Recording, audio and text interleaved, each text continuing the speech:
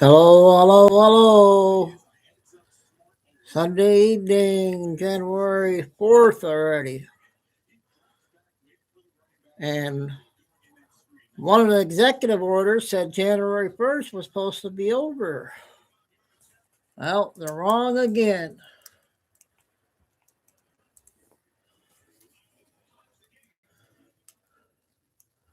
And now they're talking about April again, like how they've been saying it for the past 3 years. April is the beginning of the new year.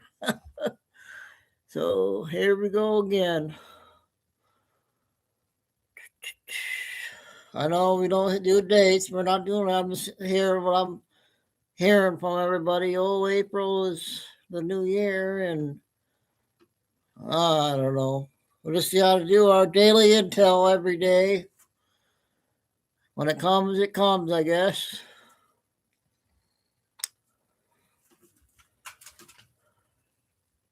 Chico, go lay down. Wow, okay, that's a bright yellow avatar you got there. Trying to blind.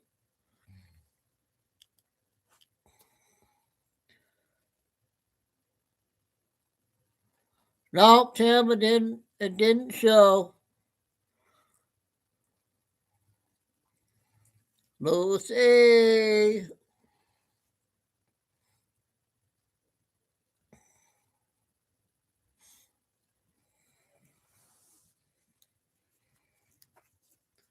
We're going to have a big show tonight again. Was talking to JJ on the phone. Told her there's a lot of stuff.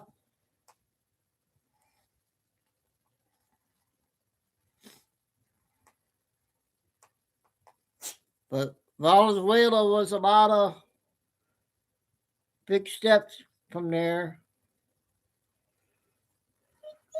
Oh, stop. You're fine. You go play.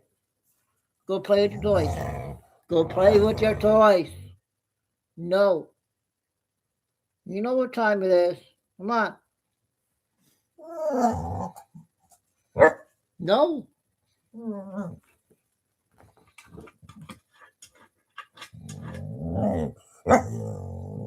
Whine all you want. I can't find that video.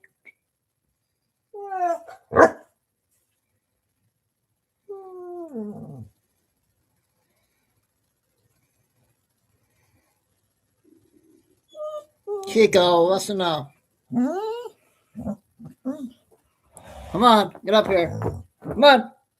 Come up here. I want to put you to work. You want to run the show channel? You gonna be True Pups? Huh? You gonna be the True Pups now? We don't have them no more, so you go take over.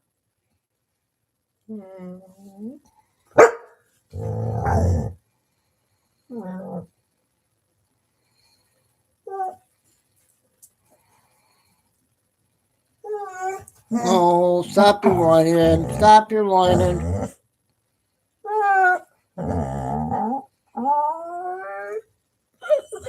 You guys hear him whining? Whoa. I see a new Democrat. You don't want to. Darn it. Where the heck did I have it?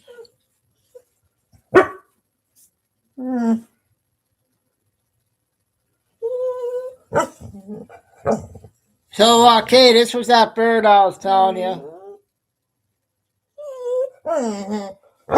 Hang on.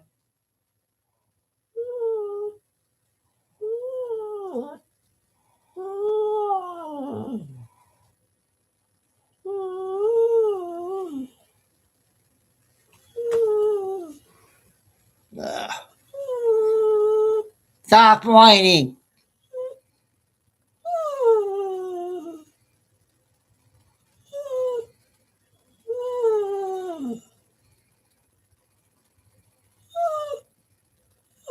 Darn it.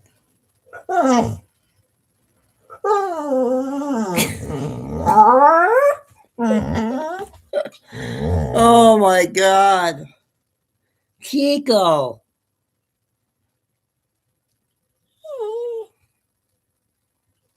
You want the window back open? Huh?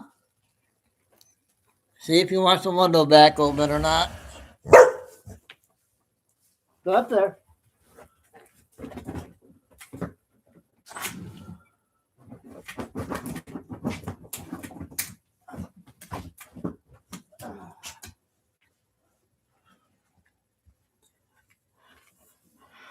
Oh, he's a whiner today.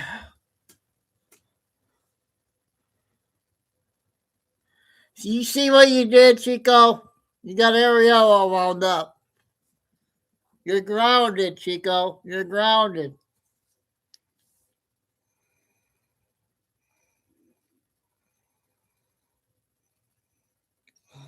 Shoot.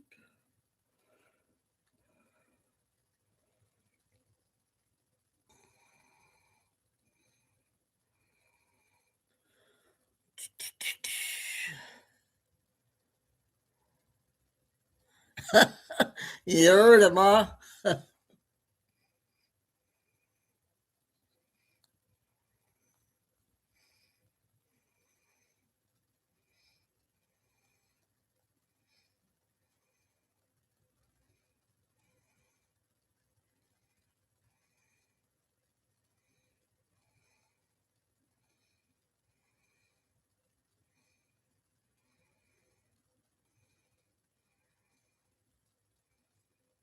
So I'm gonna do a couple videos for JJ. I talked to her today.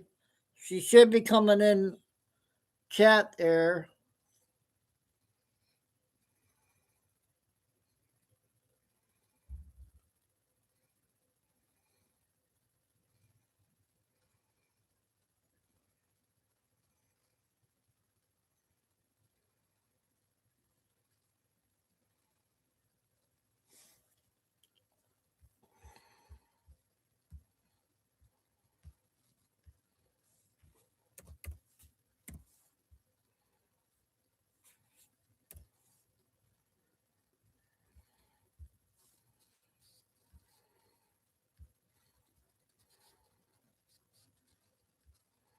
Oh, I gotta log in. Darn it.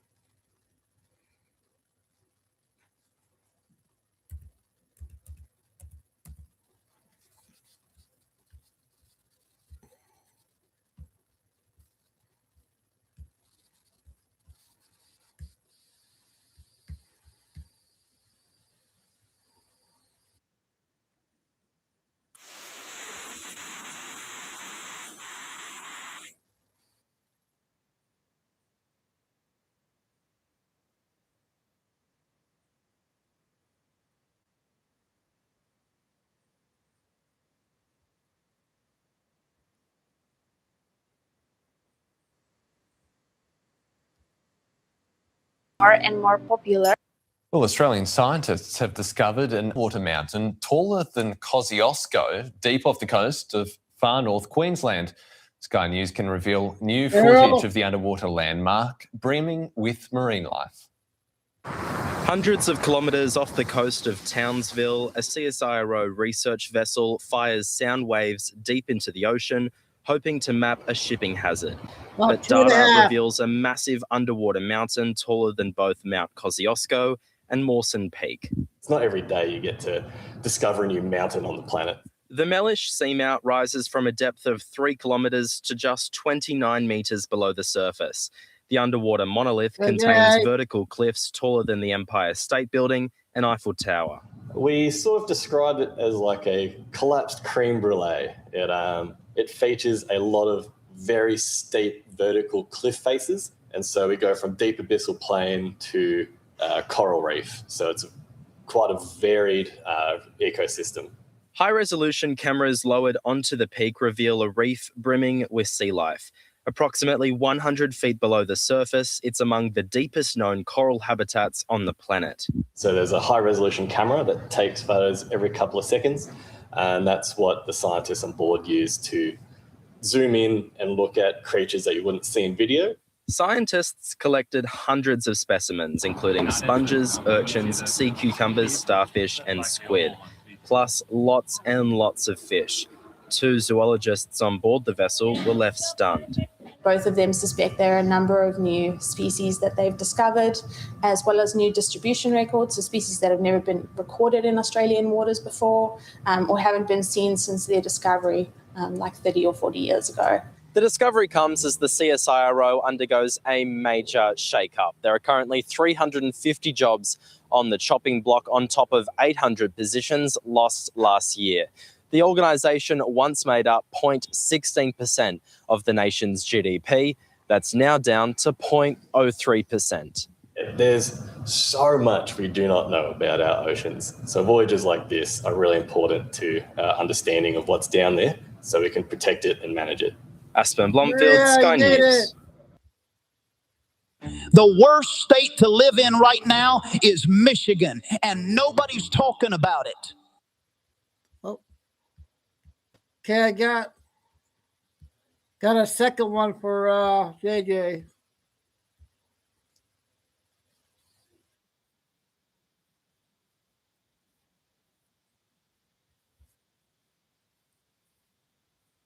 It's been a cause for celebration. This one. Fox News reporter Andrea Linares filed this report from Doral in Florida, home to one of the largest Venezuelan populations in the US.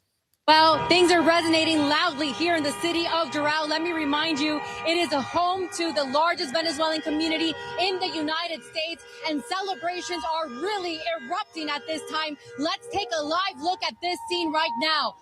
Dozens and dozens of cars lining up, waving the Venezuelan flag. You can hear music, people embracing, tears of joy as they chant freedom, freedom for their country. I had the opportunity to speak to several of these families. There's a very interesting story. A woman who was meant to fly out of South Florida.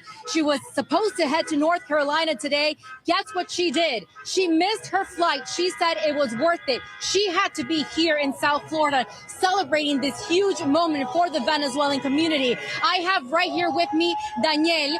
He's part of this community. And I want you to describe what that moment was like when you got the news overnight.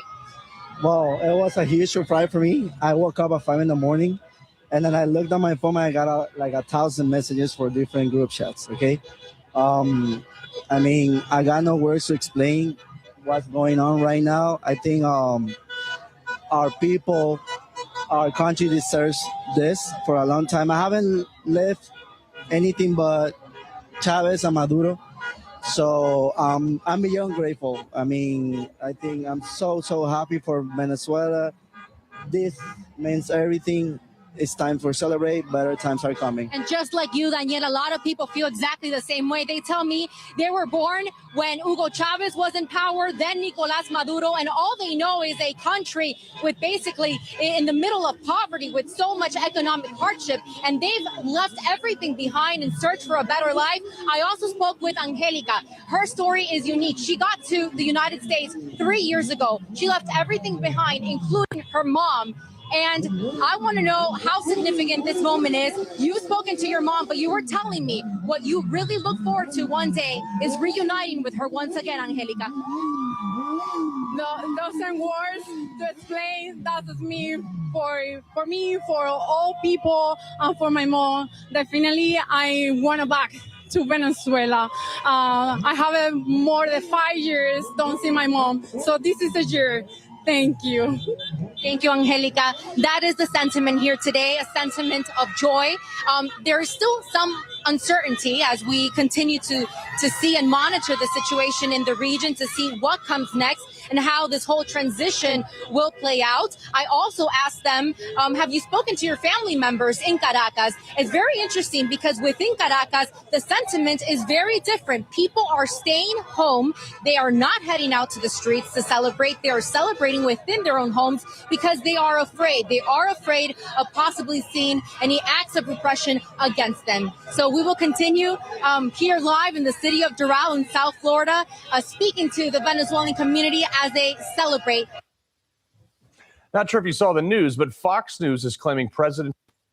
Okay, hopefully I have some other ones for you. I don't know what I had.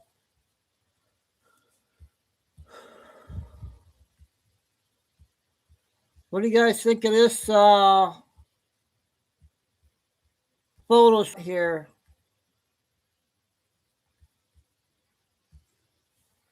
Anybody know what that is?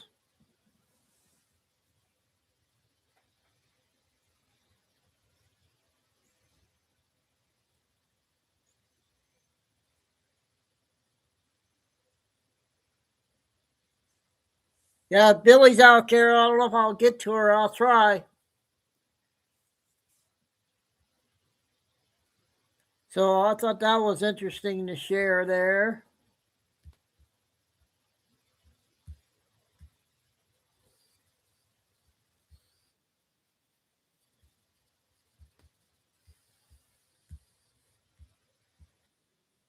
Resurfaced like a spark dropped into dry brush, and within minutes, the internet was ablaze. Timelines filled with hot takes, comment sections hardened into battle lines, and a familiar name surged back into the spotlight with unexpected force. In an age where nothing stays buried, a set of bikini photos thrust Melania Trump into a debate far bigger than fashion. What began as a rediscovery turned into a referendum on power, privacy, and the rules women are expected to follow long after the cameras move on. At first glance, the photos themselves are unremarkable by modern standards. Beachside moments, sunlit frames, a woman comfortable in her own skin. Yet the reaction was anything but calm. Supporters praised confidence and elegance, calling the images a reminder that style does not expire with a title. Critics pushed back hard, arguing that a former First Lady should adhere to an unspoken code of restraint. The volume of the backlash surprised even seasoned observers. The pictures were old. The outrage felt brand new.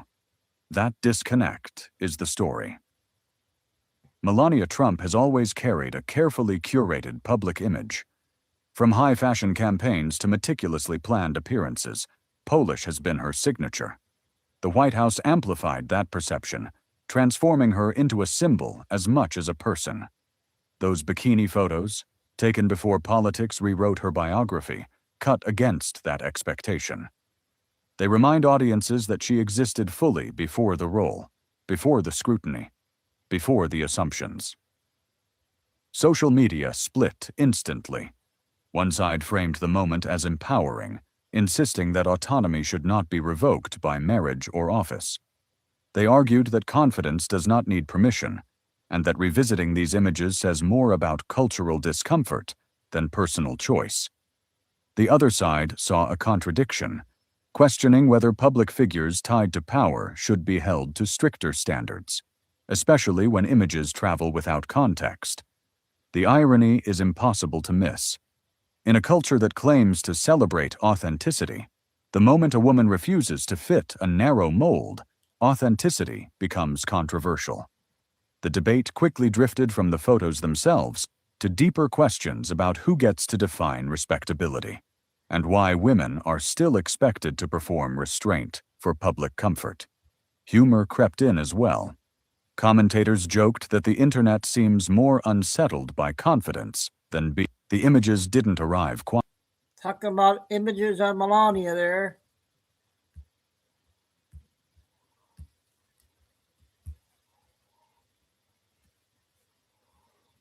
I hope I can bring this up.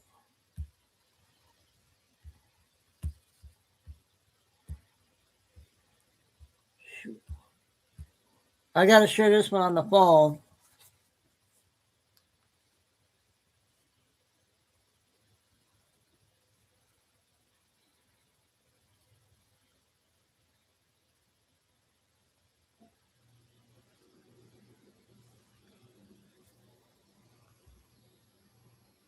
Okay, who just saw this bombshell drop?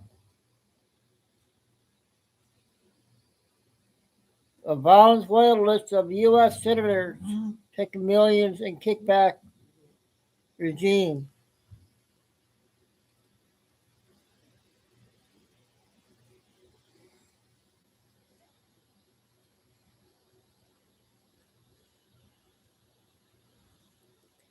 Adam Schiff.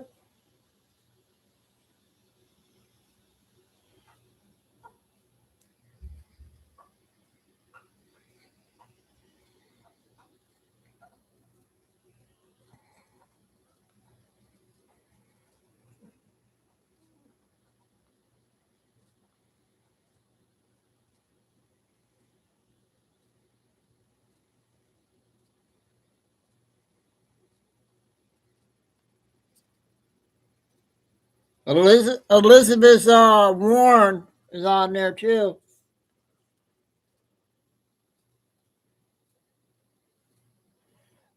Bill Cassidy. Susan Collins is on there. Gary Peters is on there. Wow. Globalchar.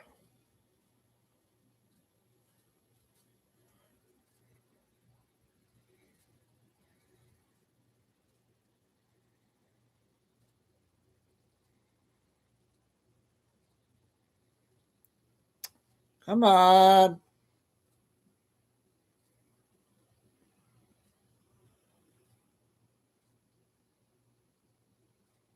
Cory Booker's on there.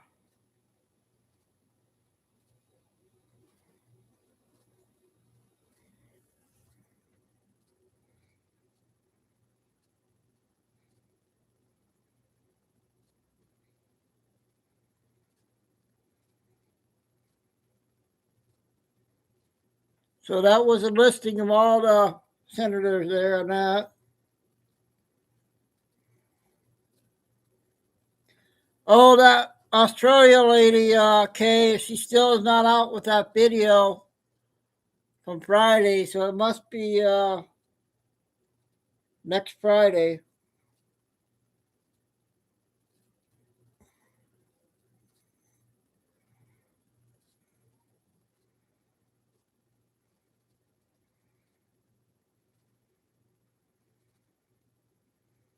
I'm just looked at her page right now.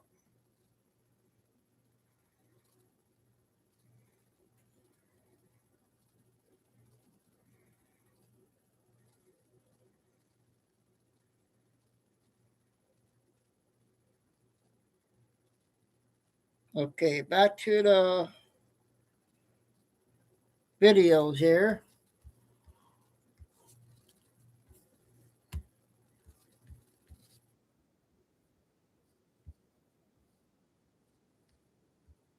Affects us all. If you don't know me, I go by Under GigaChan. two. I have business interests in China, speak Mandarin, and made this channel so that I can tell you what's really going on in the world. First things first, the capture of Nicolás Maduro was a huge win for the United States. And we're not just talking about the Monroe Doctrine. This was a chess move. There's an estimated $19 billion in outstanding principal from China Development Bank's Oil for Loans program. This is the largest single country commodity-backed position in Beijing's entire $60 billion portfolio. As we know, China plays the long game, and in Shandong province, refiners have built specialized coking units specifically for Venezuelan heavy crude, which was trading at a deep discount because Western countries couldn't touch it. The next issue is reputational. Since tensions have risen between the United States and Venezuela, multiple ministers and representatives from China have called out the United States actions. They've called it unilateral and abuse of power and so on and so forth, but they haven't actually done anything physical to reinforce Venezuela's defenses.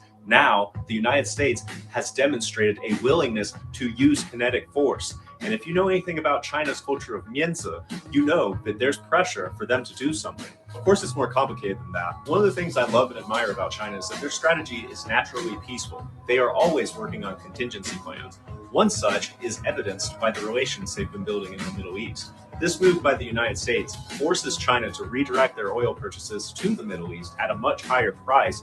But the question is, have we reignited the incentive for them to try and displace the dollar? Okay, that was a minute and a half. That's a new guy I just saw there. Under 5 minutes with Benny.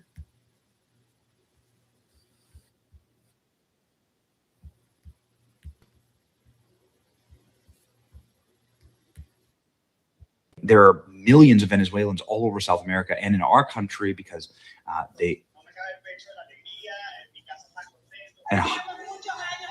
and so they are extremely happy about this. Obviously, this is going viral right now, this interview of sobbing, weeping, joyous Venezuelans throughout the country.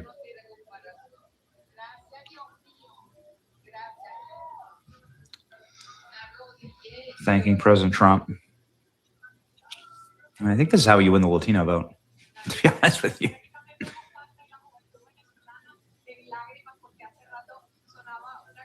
I don't speak Spanish.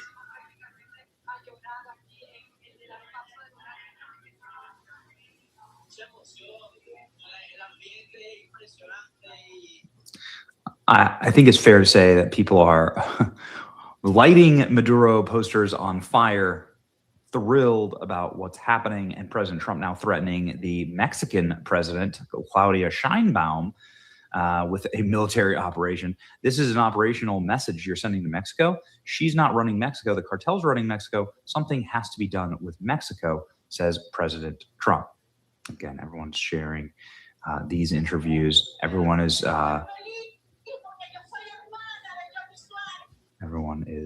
excited and happy and thrilled. This dude was live streaming when the first bombs hit in Caracas. Jeez. Okay. Popping champagne in the morning. Celebration. Venezuelan YouTuber, very popular Venezuelan YouTuber, after the news that United States Army has captured and removed Nicolas Maduro following large-scale attacks on the Caribbean nation.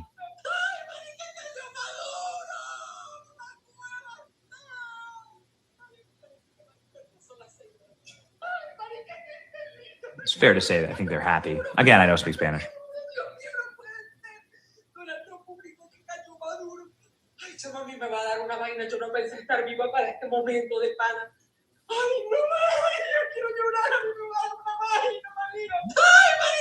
I think you can understand the sentiment there. Let's just end with this. This is a man who's speaking in English. He's Venezuelan, and he is explaining truly the significance of this from a geopolitical perspective and from a civilizational perspective, from Western civilization. So the celebrations, taking over the streets, the posters of Maduro getting ripped down and burned, people dancing in the streets, popping bottles of champagne, and here is why. Okay, as a Venezuelan American, I got some shit to say. My family, my parents, my sister, my extended family, all lost everything. Their work, their savings, their investments, gone.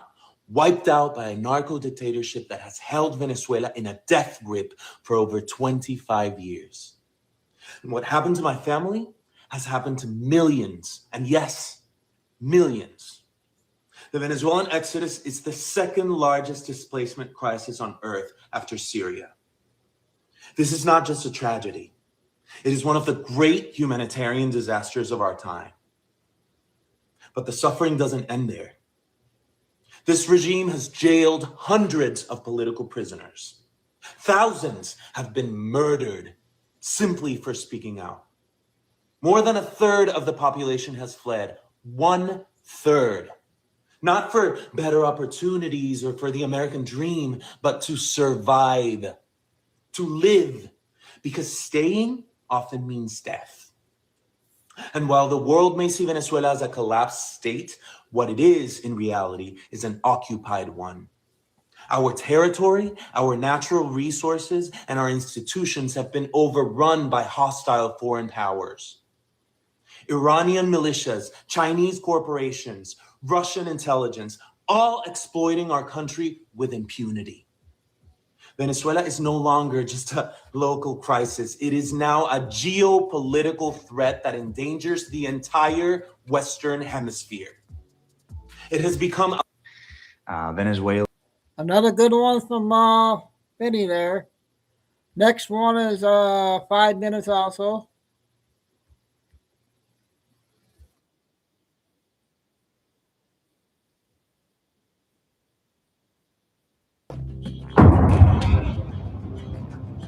In other words, the printing process, appearance is completely different than what you would get from a first-generation PDF printing.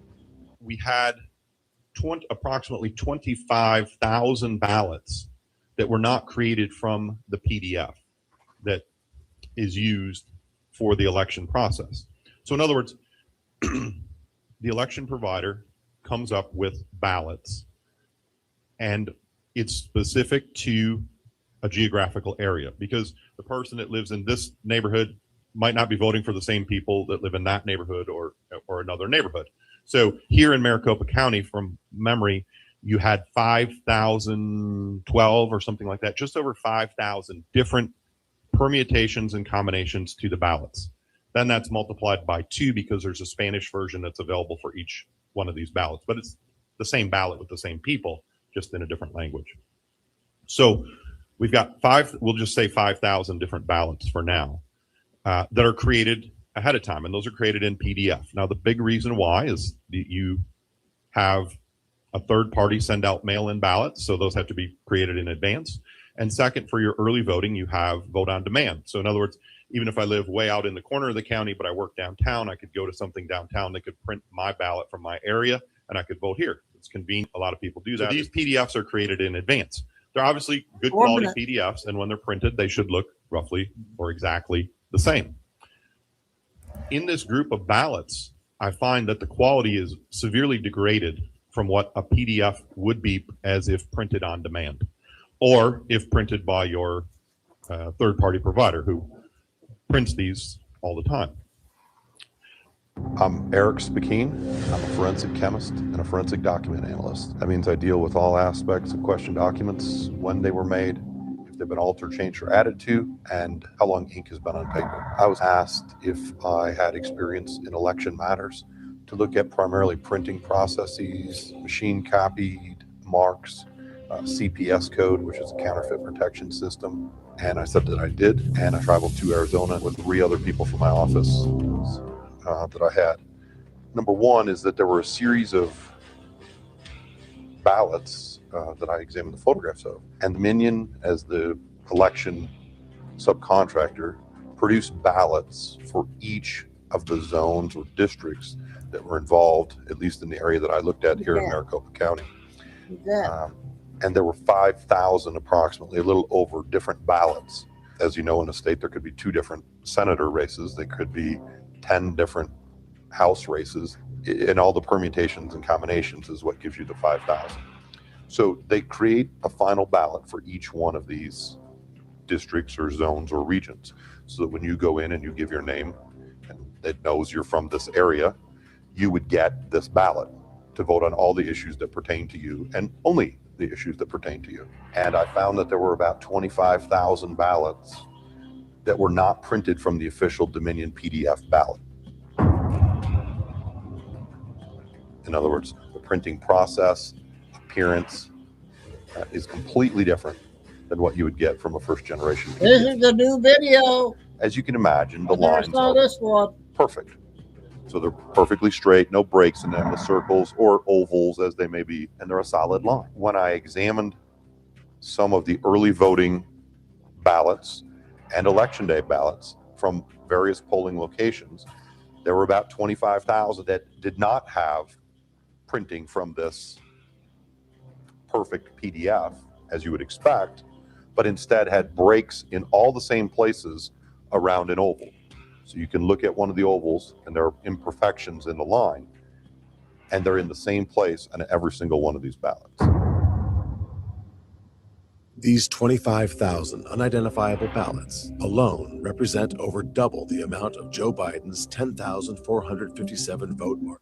In July of 21, actually before that, we told them in June, we told them that we suspected, from what we're seeing, 25,000 plus counterfeit, inauthentic ballots.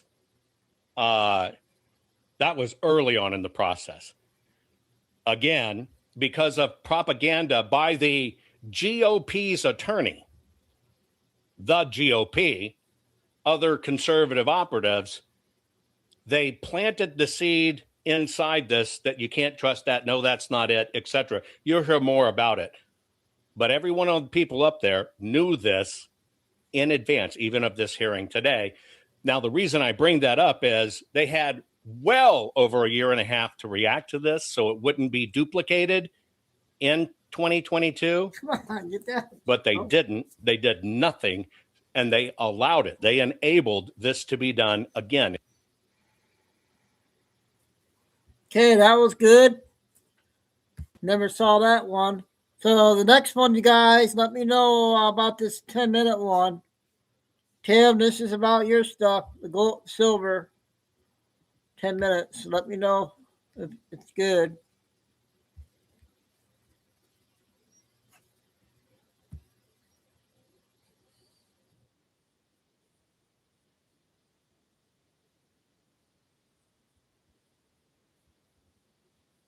Glorious gain in a day. That is the headline of the article we are going to be breaking down today, folks. And you might be wondering, Slayer, these prices don't make sense. And you're exactly right, because right now over here in the West, silver is $72.82. So we are going to be talking about this huge disconnect and what's going on. And most importantly, is the COMEX and the LBMA going to start reflecting these types of prices, or is the disconnect just going to keep getting bigger? First and foremost, though, welcome back. Thank you for tuning into your daily silver news. My name is Silver Slayer, and if you want the latest information on what's happening across the globe and how that affects the price of silver, make sure you click subscribe. I will be picking the winner of my silver giveaway very, very soon. The link is in the description to go enter. May the luckiest stacker win.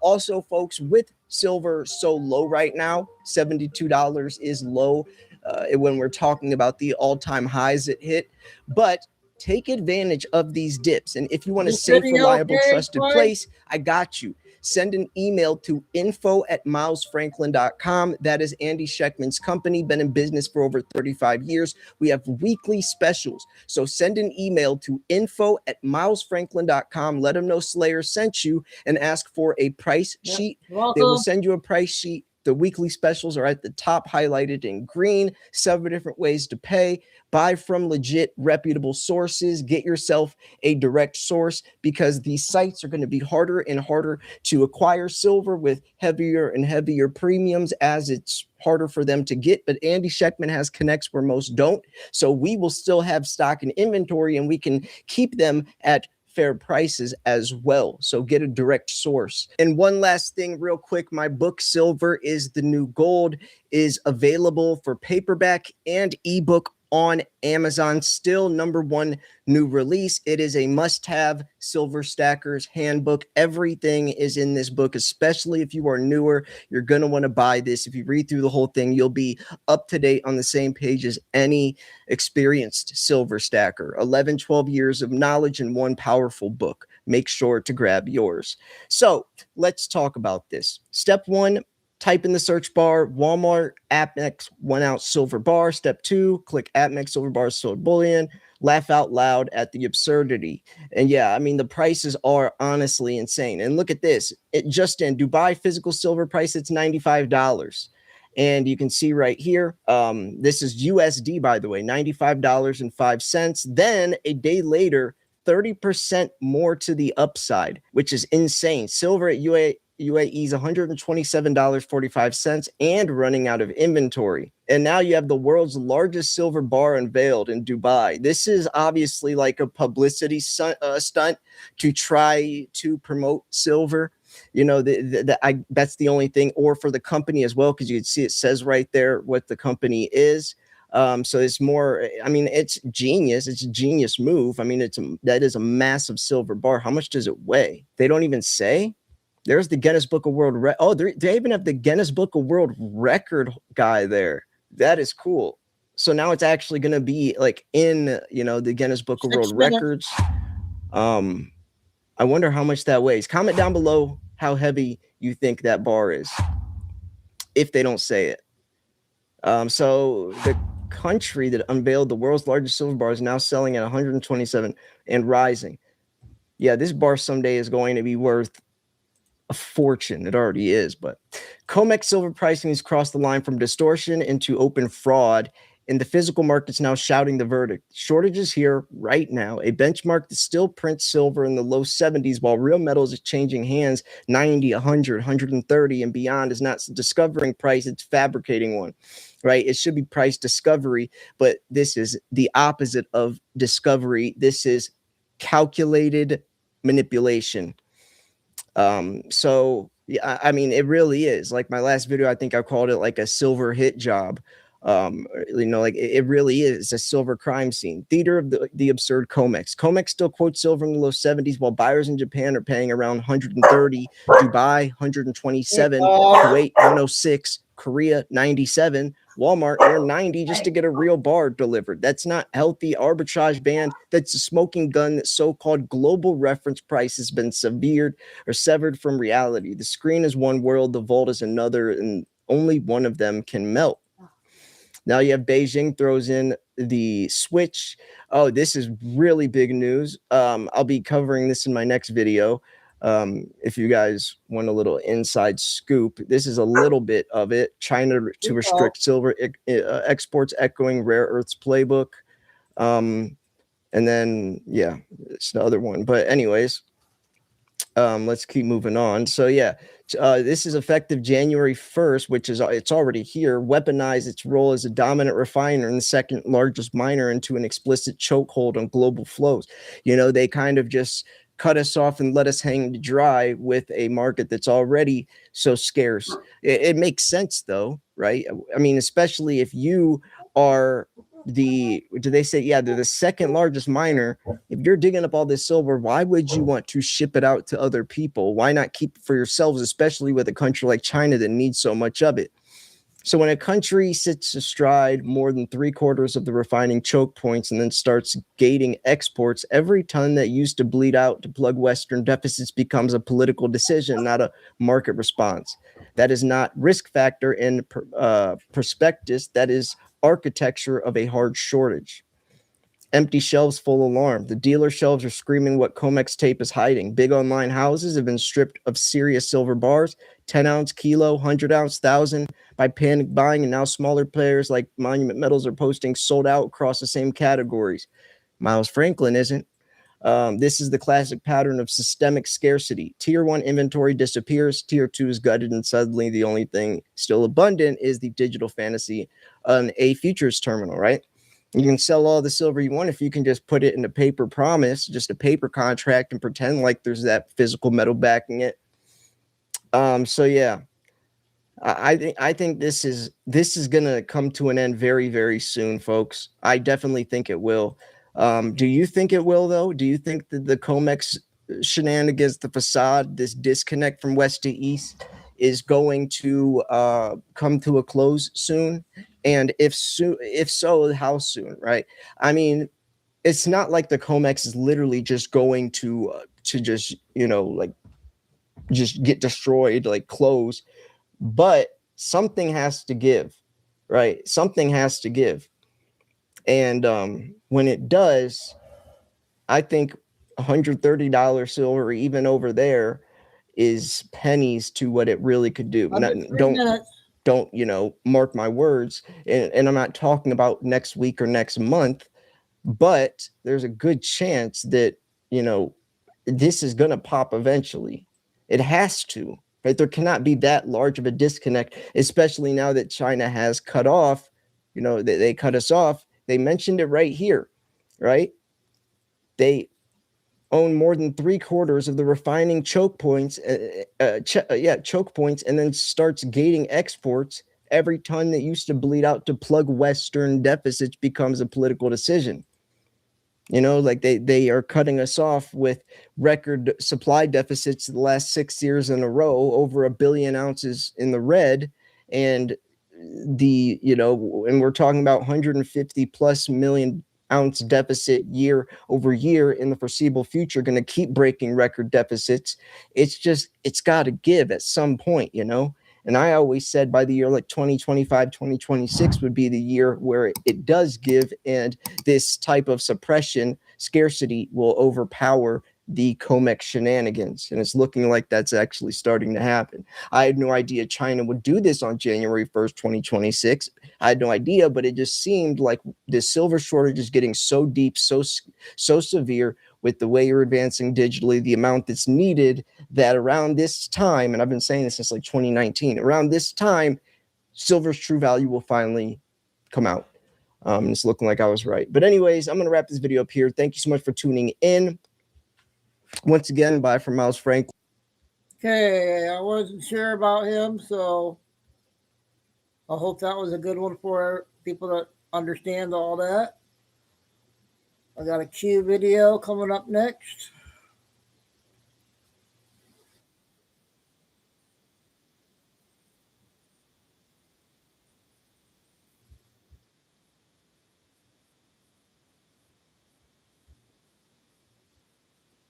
Doing what the deep state does, covering up corruption at its highest level. And there are many people who think that Tim Walz got away really easy with one.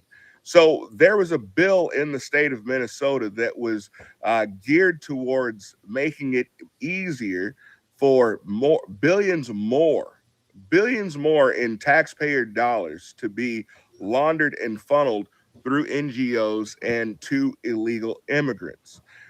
It was something that the Democrats in the state of Minnesota wanted very, very badly, because you have to understand, this isn't just money going to the Somalians. If I'm going to be honest, the Somalians are really patsies in this situation. I lived in the state for a long time. I've seen it. It is not hard to see the corruption going on. It's not hard to see that there was a whole lot of stealing from the government going on. Everyone knows it's going on. Everyone knew it was going on. But that money was being laundered, and it was returning back to the Democrats in the state of Minnesota twofold. One, they knew that by funneling this money to these people, your money, by the way, that they were going to get votes in exchange for them. So they were enriching immigrants. They were bringing immigrants in by the truckloads. These immigrants were then voting for them, which is happening in just about every blue state, every blue city in the country. But then in addition to that, there was money going back into the politicians' pockets to fund their campaigns. Now, this bill that was on the floor to be passed with the Minnesota in the Minnesota legislature was going to make it easier, and also to put another program together that was going to put billions more into the laundering funnel. Now, a brave Democrat who was a leader in the House, the Minnesota House, she stood against it. Her name was Melissa Hartman. Melissa Hartman was murdered along with her husband, Mark, last year. Now, the crazy part about this is Donald Trump is starting to question whether or not Tim Walz had something to do with it. The interesting part about it is that one of Tim Walz's aides was responsible for the murder. That's something that's not really being talked about much.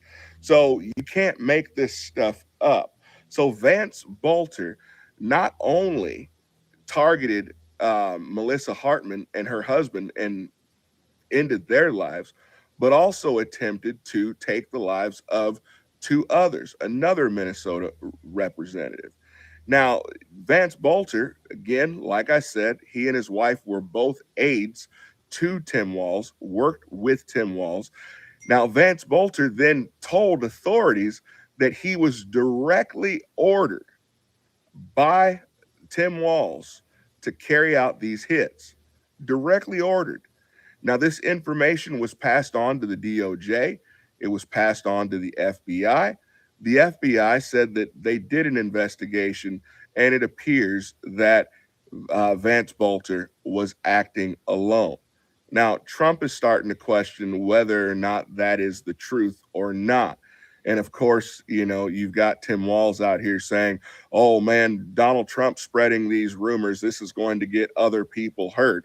Well, I mean, the truth has a funny way of coming out. And if he was involved in any way, he needs to pay the price.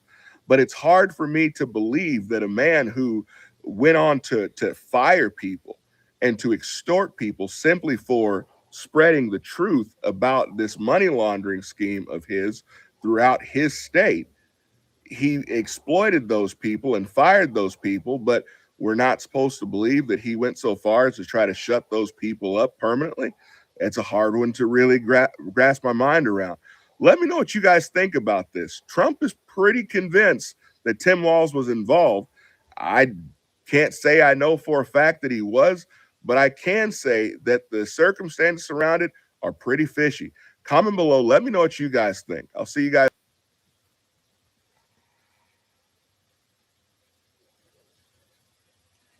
I played a 10-minute clip on the silver, Kim. Answered it was a good one, I think. Kay, is that a different Q video, or is that the same one I just played?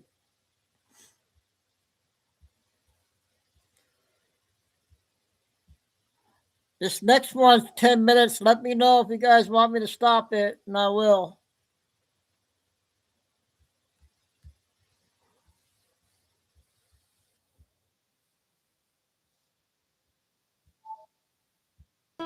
Grand Rising I Ams. Welcome to January 3rd. Did I play this or not? 2026. I am Crying Ice. Coming to you after quite the break.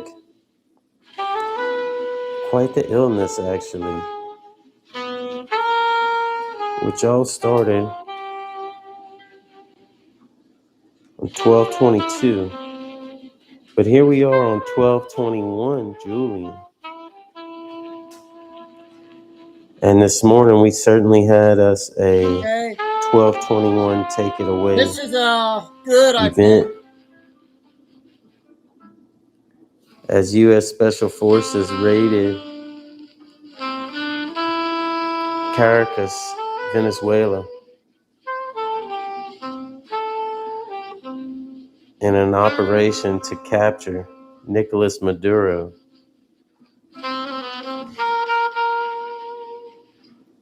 A successful operation, mind you, as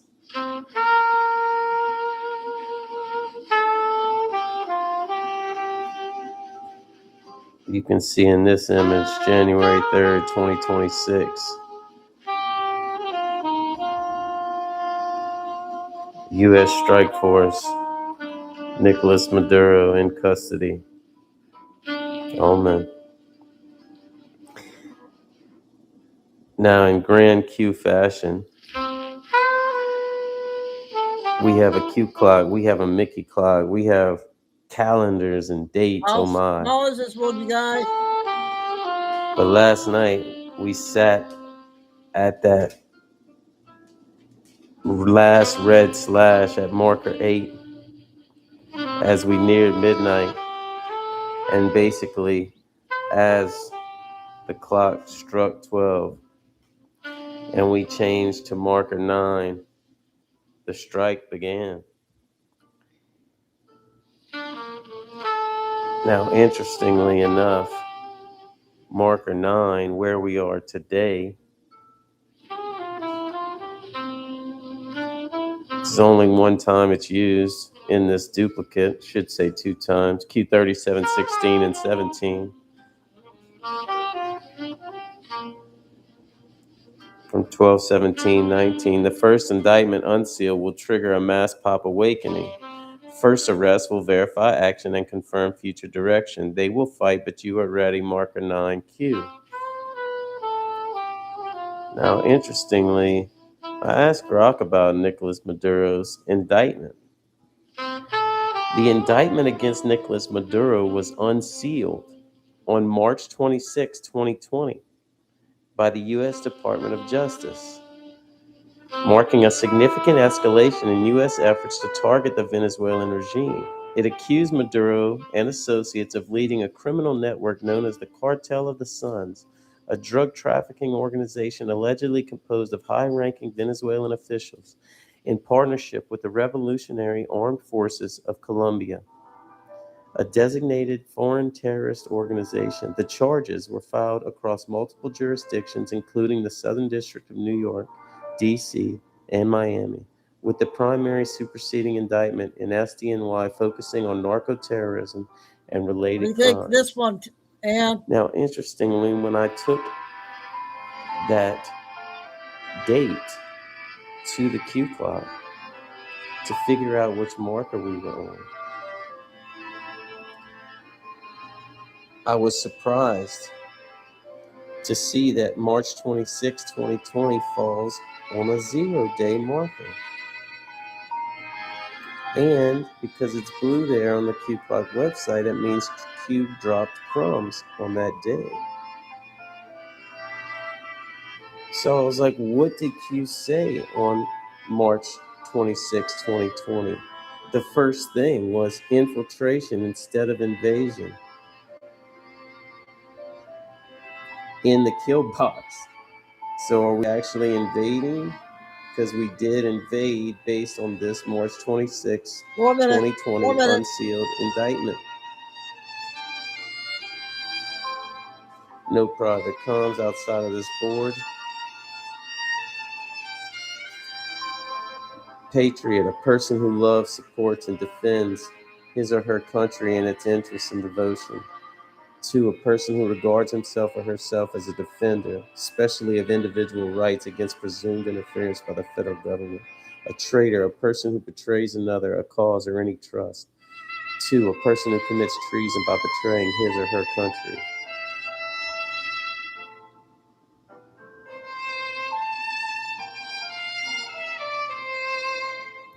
Department of Justice. See this New York Times article. It's behind a paywall now. But this talks about the suspension of habeas corpus. Right, Lincoln? Treason. Misprision of treason. Rebellion or insurrection. Seditious conspiracy. Advocating for the overthrow of government. Registration of certain organizations. Activities affecting armed forces generally. Activities affecting armed forces during war. Recruiting for service against the United States. Enlistment to serve against the United States. The silent war continues. But do you remember what Trump was talking about on, you see, what was our Christmas Day the last time around the clock? It was a 0. That 12/25 0 marker. Oh, why he played that same marker sound as the March 26 we were just reading from. Sorry. Right there. March 26, 2020. 0-day marker. And what was Trump saying right here? Remember where I started. Infiltration and not invasion, right? Right here, 3903, March 26th. Infiltration instead of invasion. And here's Trump. Well, we track Santa all over the world. We want to make sure that Santa is being good. Santa's a very good person. We want to make sure that He's not infiltrated. That we're not infiltrating into our country a bad Santa. Santa loves you. Santa loves Oklahoma like I do. You know, Oklahoma was very good to me in the election, so I love Oklahoma. So we have on Christmas Eve, coming into the 0 marker. But essentially he's talking about tracking Santa in the Eastern Hemisphere. That was this right here. He's playing a Q clock game. That was a marker match for this infiltration instead of invasion. He's talking about a Saint Nick, like Nicolas Maduro. Some crazy Q clock coincidences there, family, based around 0 day unsealed. Except here, we're marker 9. We have Maduro's capture regarding an unsealed indictment from a 0 day marker. This stuff is all Q. Remember, right here, we're marker 9 today. First indictment unsealed, first arrest, verify action and confirm future direction. I think it does. Levy. Okay, that was from IM Telegram. I think that he's good. I got Big Mike, 2-parter.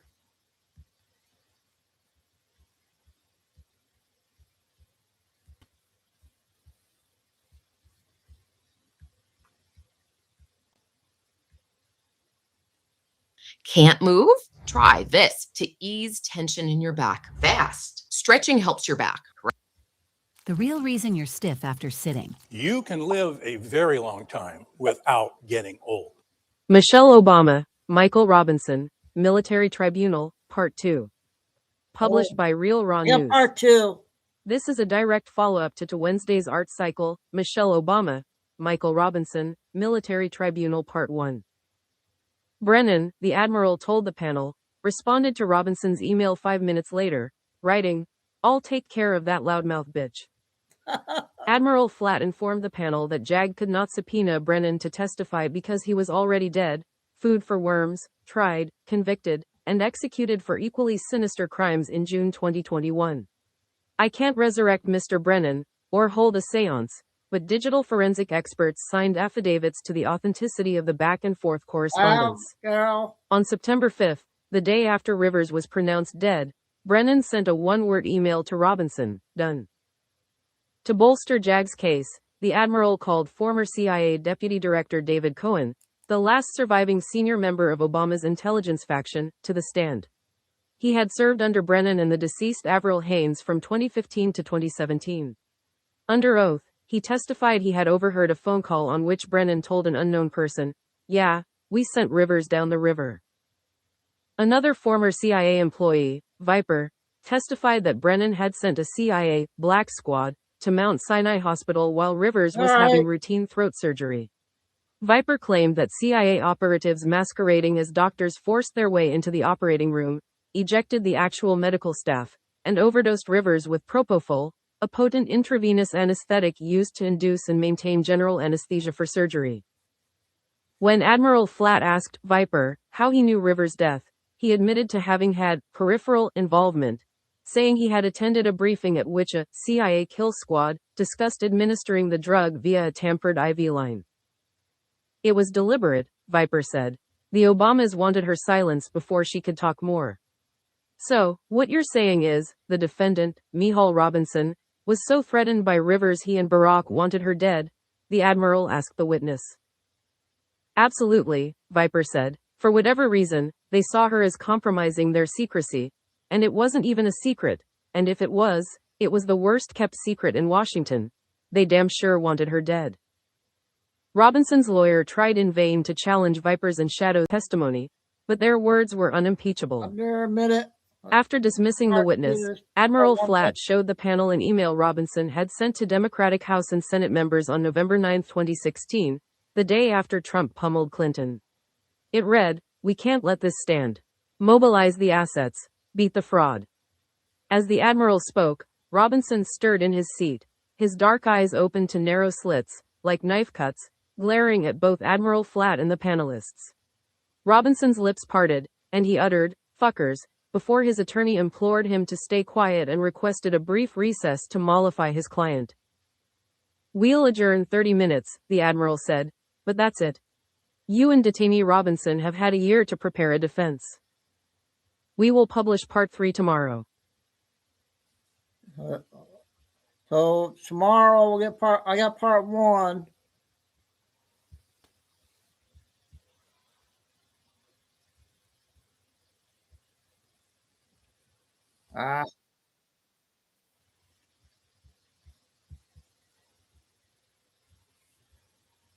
That was pretty good update on that.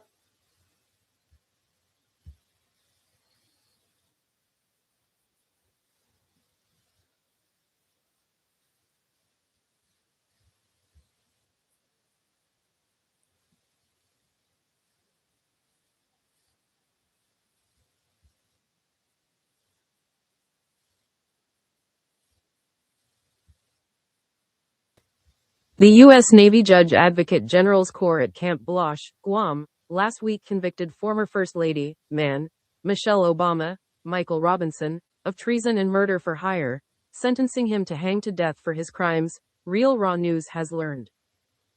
As reported last January, U.S. Special Forces arrested Robinson at the Harborview Hotel on Martha's Vineyard, where they found him sharing a bed with a 27-year-old Caucasian male escort. Robinson was fully naked with his ding-a-ling wagging around when he told Special Forces, "None of you will live to tell. You're disposable like Joan Rivers." Robinson was initially taken to JAG's Pensacola headquarters, where he underwent medical evaluations that proved he was born a biological male, his phallus being the obvious smoking gun. After refusing to answer questions and invoking his right to remain silent, Robinson was shipped to Blosh, where he defecated on a cell floor and frequently exposed himself to staff, earning him a prolonged stay in solitary confinement, where he stayed for nearly a year. Per our sources, Robinson's guilt stems in part from evidence that Robinson indeed hired an assassin to murder Rivers while she was undergoing a routine endoscopy at Mount Sinai Hospital in New York when she inexplicably stopped breathing.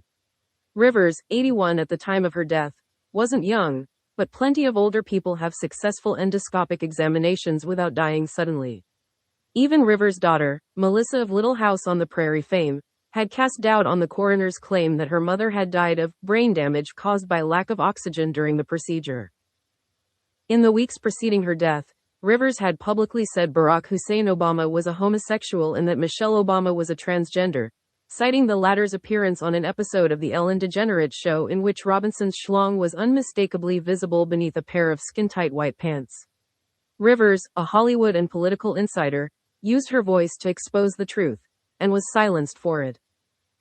Robinson's tribunal, held under tight security in the remote Pacific outpost, was presided over by Rear Admiral Damian D. Flatt, an officer known for his solid pursuit of justice in military courts. 3 minutes.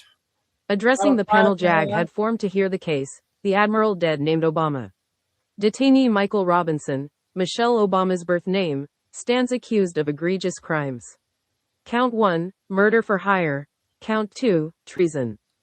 Confinement had taken a heavy toll on Robinson. Gaunt and frail, he sat handcuffed to the defense table, one cuff around his bony wrist and the other secured to a steel ring protruding from the table. He sported unkempt facial hair, likely due to estrogen deprivation. The orange jumpsuit caparissoning him seemed 3 sizes too large. His sunken eyes, accentuated by deep, dark circles, stared into the void, as if he were unaware of his surroundings.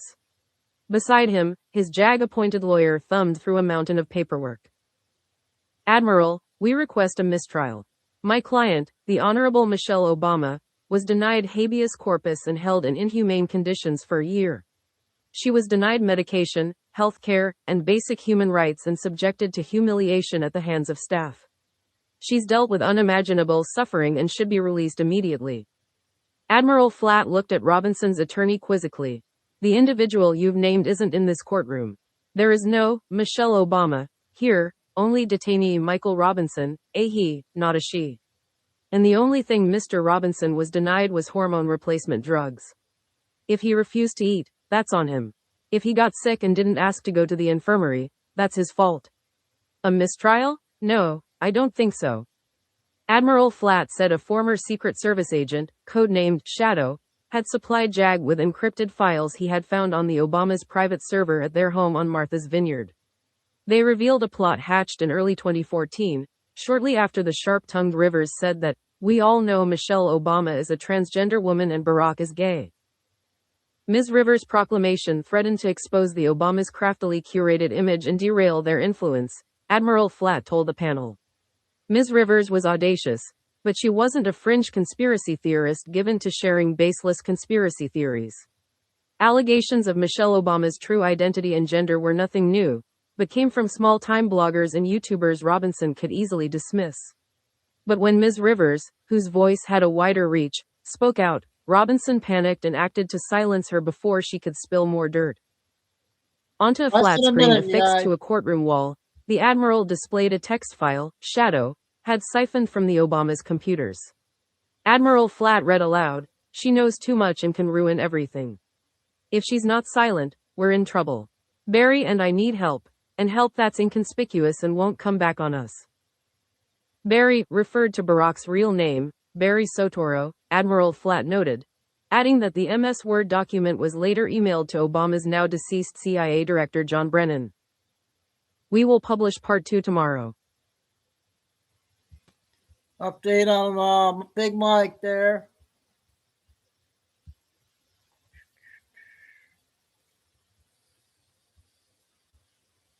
A short one, under 4.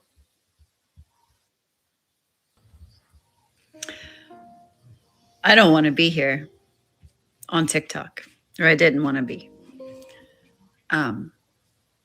If you go back to the beginning of this page and you look, you'll see a slow introduction to me. I am not confident, and I have never, ever been a person who likes attention. I hate it. With that being said, here I am. This page has almost 100,000 followers, which blows my mind because when I started it, I never dreamed it would turn out the way that it has and reach the people all over the world that it has. But that's not me. That's not me moving this page. It's him. It's the Ruach. It's because I speak truth, and it's because truth has a frequency. And not everyone can hear it. Okay, so if you are understanding what I'm saying, it's because you're a part of it. Okay, you need to understand that you are a part of this return. She's okay. You and me are the return. The ones who are able to look at everything with a 40,000 foot view and really, really have a good understanding of what is really going on in this world. And if you're not willing to step outside of what we were handed, you're never going to see it. Okay. You're never going to understand it. Waking up happens in layers. And it's going to be one thing that lights the spark in you, that makes you question what's really going on here. Why do they not want me to look at this? It's just how you do it. You've got to forget about everything, basically everything that you've ever been taught and everything that you've ever learned, and you have to set it aside. Lady's okay, right? You have to set it aside. And I'm talking religion, politics, history, medicine, all the things you've got to start digging into it, and you've got to start waking up. So my page is going to shift a little bit. I won't be doing the perfectly polished, Chico. scripted videos only anymore. You're going to get authentically me. And I'm going to help you, hopefully,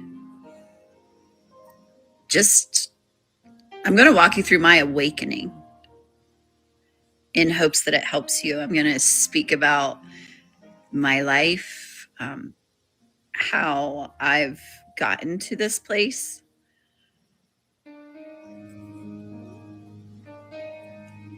It's a pure heart, guys. That's all it is. That is all it is. When you walk in truth and you walk in love,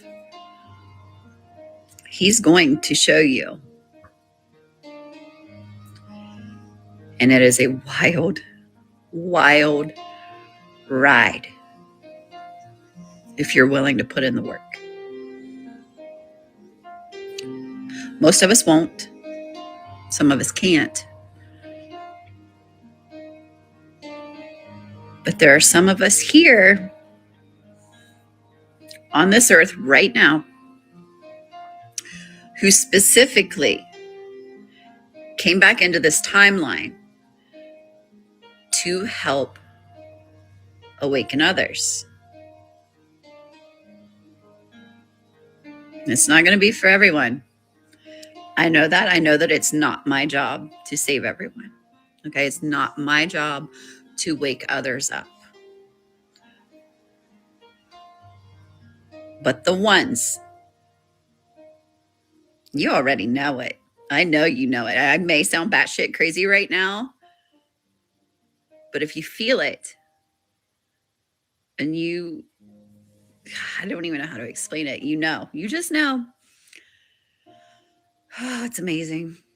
It really is truly amazing once you realize, once you remember who you are and why you're here. And then still staying grounded in this world, right? We still have to play the games. We still have to do the things. We still have to pay the bills. Yeah, that makes perfect sense, Sarah, but I still got to get up and go to work in the morning. Yes, you do. For now. For now. But not for much longer.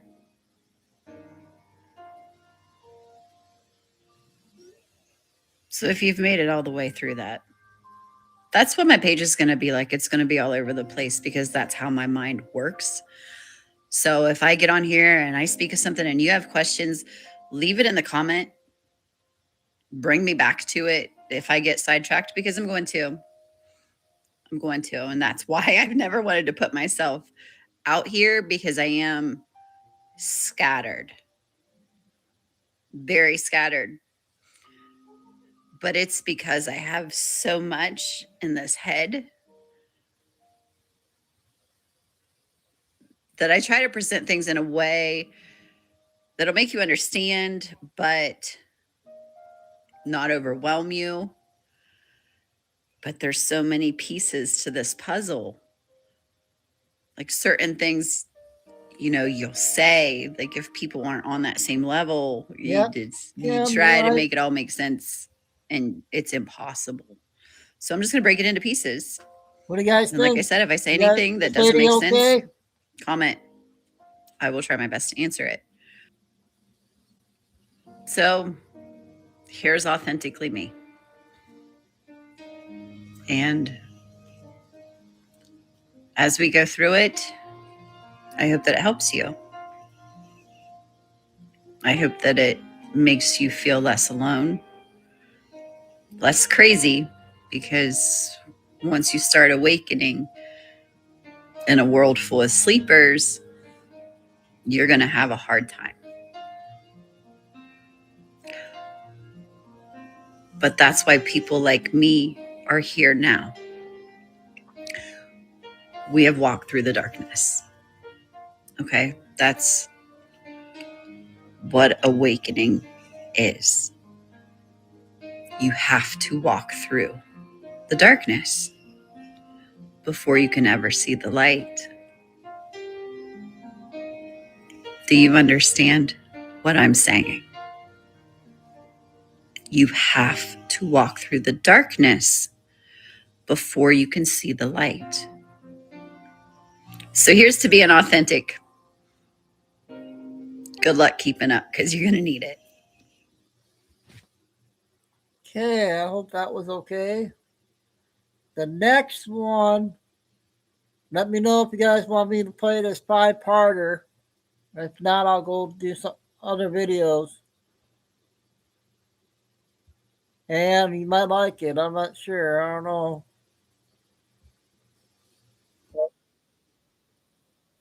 Not that one yet.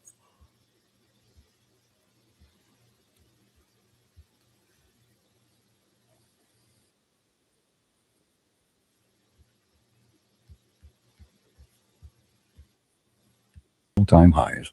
The Dow Jones Industrial Average surging past 48,700. The Federal Reserve cutting interest rates for the holidays. On the surface, it looks like the perfect came end out to a too, you perfect guys. year. Just Goldman came out. Sachs is telling you that the artificial intelligence boom is just getting started. They are telling you that we are transitioning from phase 1 infrastructure to phase 2 adoption. They want you to believe that a target rate of 3.5% is the fuel for another decade of growth. They want you to believe that the soft landing has been achieved and the runway is clear. But if you ignore the euphoria and look at the trade tape from December 11th, you see a fracture in the foundation. For the first time in this cycle, the market did not move as one. While the Dow Jones rallied 1.3%, the NASDAQ composite actually fell. The engine of the entire post-pandemic economy sputtered. Tech stocks rejected the rate cut. Oracle collapsed by double digits. Broadcom warned that AI revenue was hurting their margins. The divergence is statistically significant. Typically, interest rate cuts are rocket fuel for technology stocks. But on December 11th, the correlation broke. This is not a rotation. This is a warning. Welcome to capital cycles. We need to dissect the anomaly of December 2025 because the most dangerous market environment is not a crash. It is a blind rally. And right now, the entire U.S. financial system is flying blind, literally. Let's look at the mechanism behind the rate cut. The Federal Reserve lowered rates by 25 basis points on December 10th, but they did it under conditions that should terrify any risk manager. Due to the 43-day government shutdown in October and November, the Bureau of Labor Statistics and the Bureau of Economic Analysis went dark. They suspended data collection. There was no official CPI print.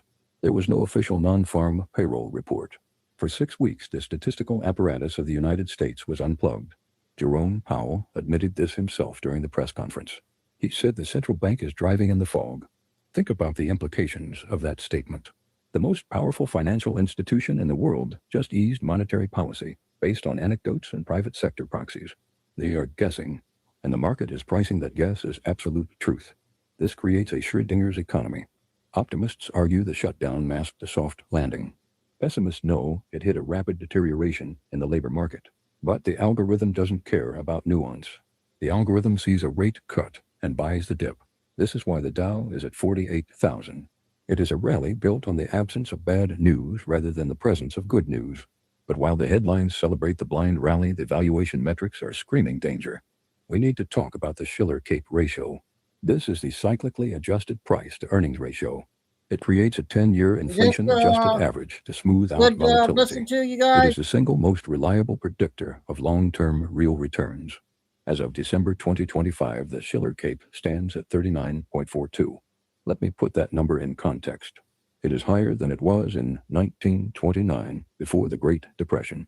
It is higher than it was in 2007, before the global financial crisis. It is the second highest reading in the history of the American stock market. The only time it was higher was December 1999, right before the dot-com bubble burst and the NASDAQ fell 78%. We are standing on the precipice of a historical mean reversion. A CAPE ratio of 40 implies an earnings yield of just 2.5%. Risk-free treasury bills are offering yields north of 4%. Mathematically, this makes no sense. Why would you take equity risk for a 2.5% return when you can get 4% risk-free? You wouldn't, unless you are speculating on a greater fool. Unless you are betting that someone else will pay an even higher price tomorrow. This is the definition of a bubble.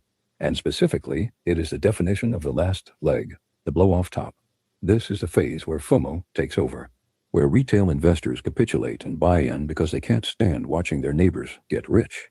But the smart money is doing the exact opposite. They are distributing. Look at the internal rotation on December 11th. The Dow went up because money flowed into industrials and financials. Visa, Home Depot, United Health Group. These are defensive plays. These are the stocks you buy when you are scared of the growth trade. The smart money is selling the high-flying tech stocks to retail and parking their capital in the boring old economy. They are rotating out of the risk while keeping the index level high to mask their exit. This is called distribution, and it is happening against a backdrop of the AI productivity paradox. The bull case for 2026 rests entirely on one thesis: that artificial intelligence will unleash a productivity miracle that justifies these valuations. Goldman Sachs says we are in the adoption phase, but the earnings reports from December tell a different story. They tell the story of the valley of death. This is the period where capital expenditures must be deployed, but the revenue has not yet materialized. Look at Oracle. They missed revenue expectations but raised their capex guidance to $50 billion. The market punished them instantly.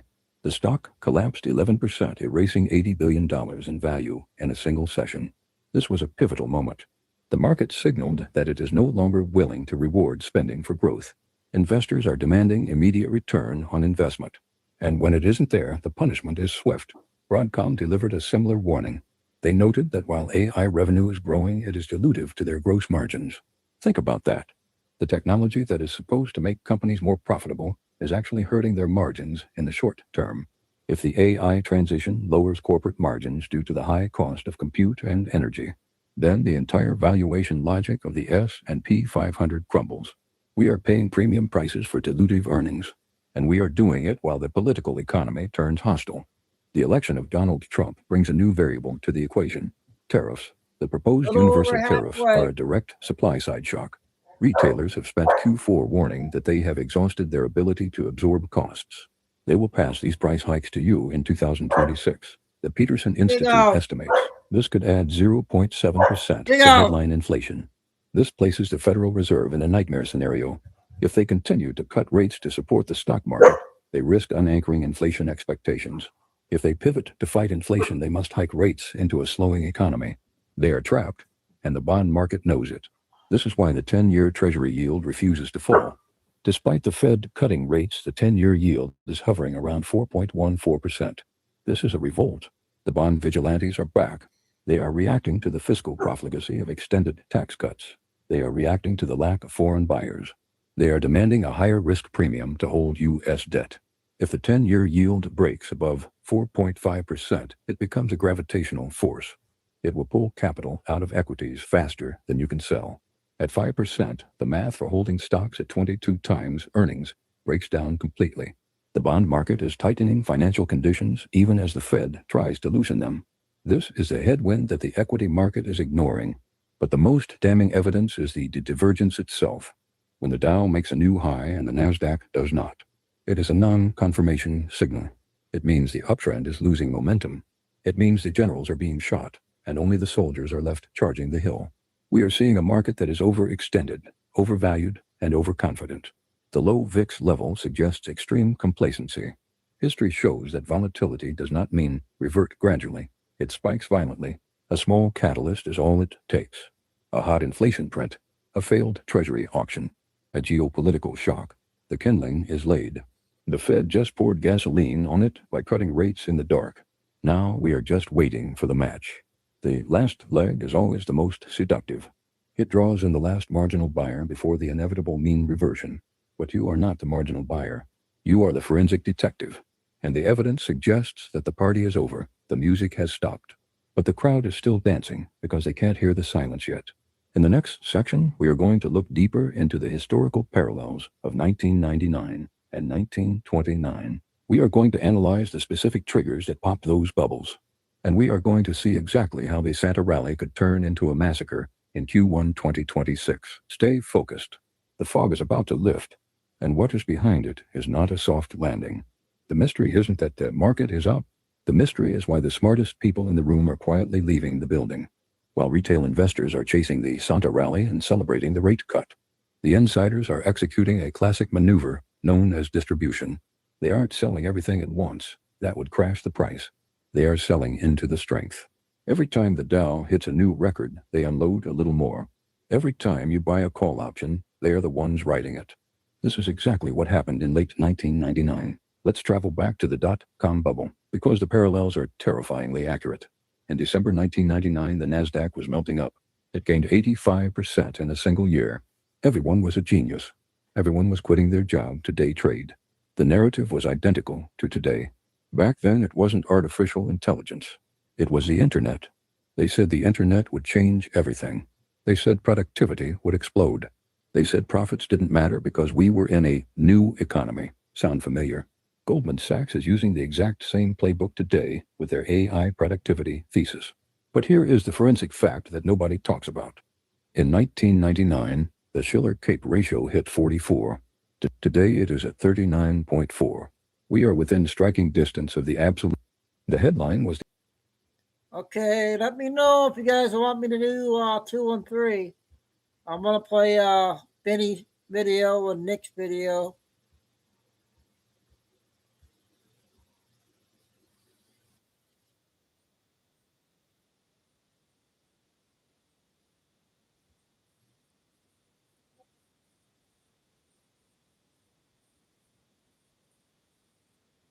Change this T to a B, dot the I, and it's 12 go. minutes, 13.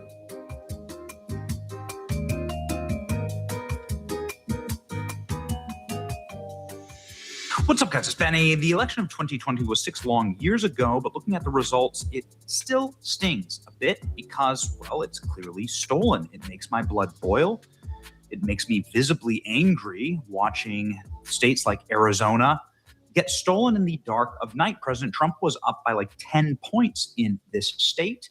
And then look here, just 10,000 votes, and they hand it very quickly right over to Joe Biden. The same thing in the state of Georgia. This is a state that was clearly a Trump victory state. Joe Biden barely got any support.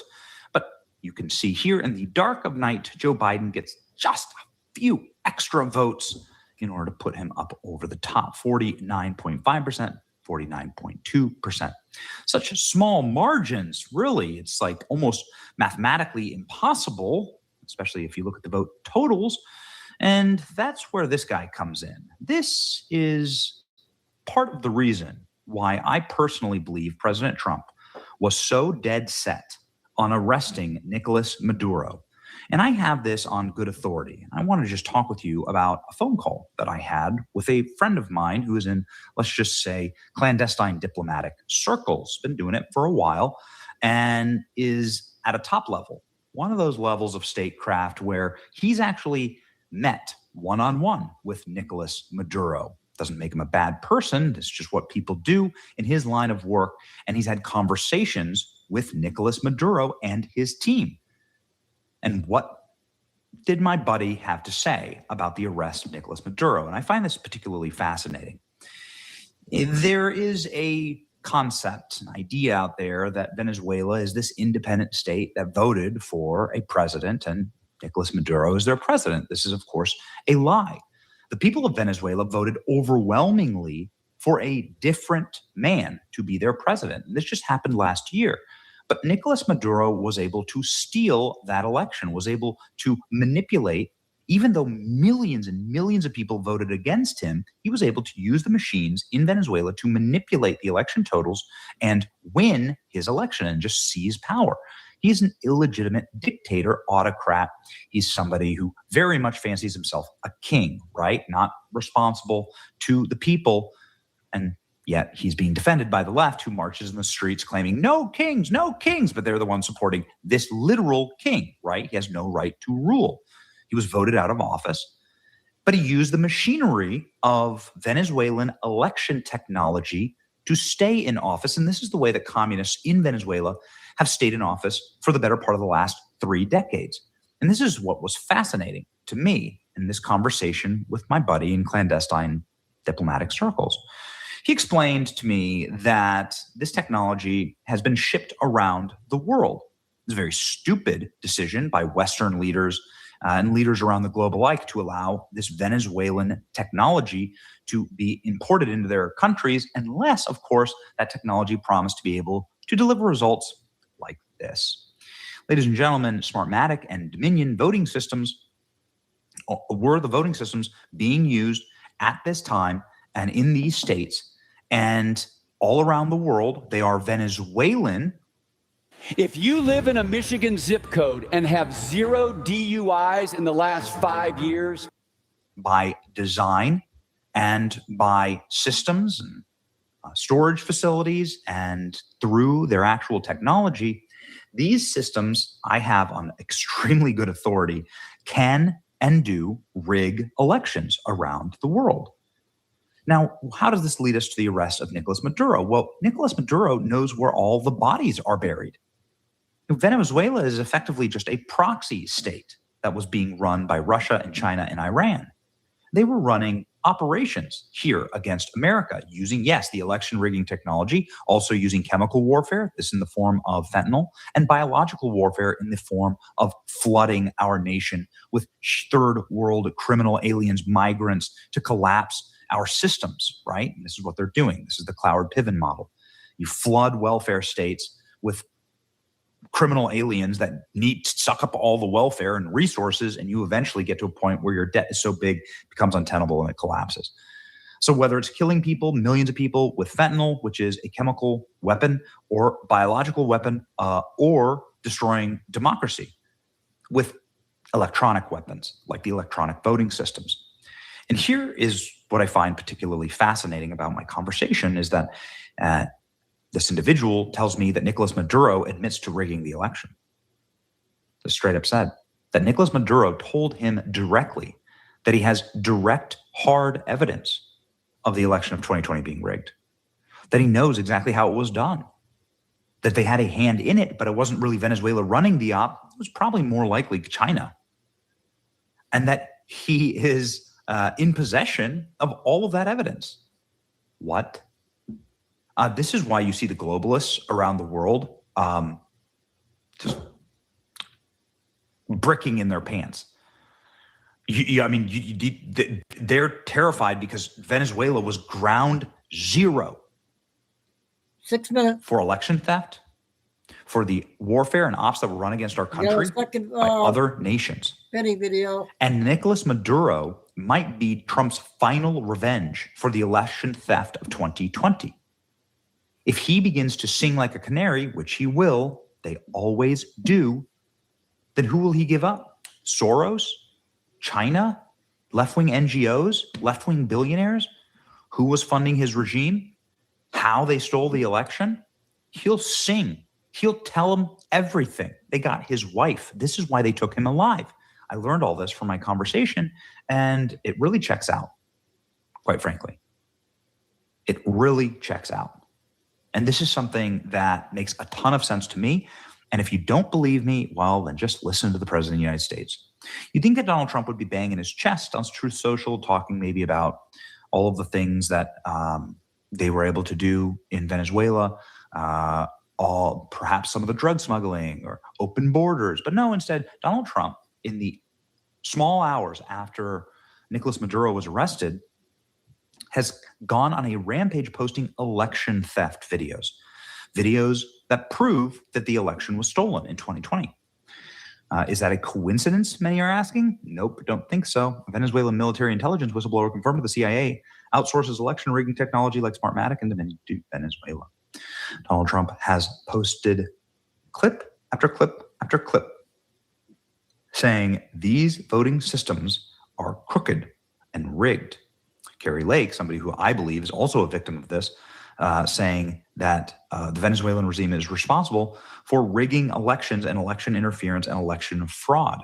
No one will know better than Kari Lake. So yeah, we must focus all of our energy and might on election fraud, says Donald Trump. This, ladies and gentlemen, is why I called it a doomsday for the globalist left. This post has since gone viral. And hey, Paul, you're late. It looks like Donald Trump is zeroing in on what the real problem is. Listen, you can't run a country like this. You can't have a country where people don't trust their elections or their federal government. or any institution, and that country collapses and collapses quickly. And so, ladies and gentlemen, here's just one example of the many videos that President Trump posted on Truth Social about election fraud right after arresting Maduro. Can it be more?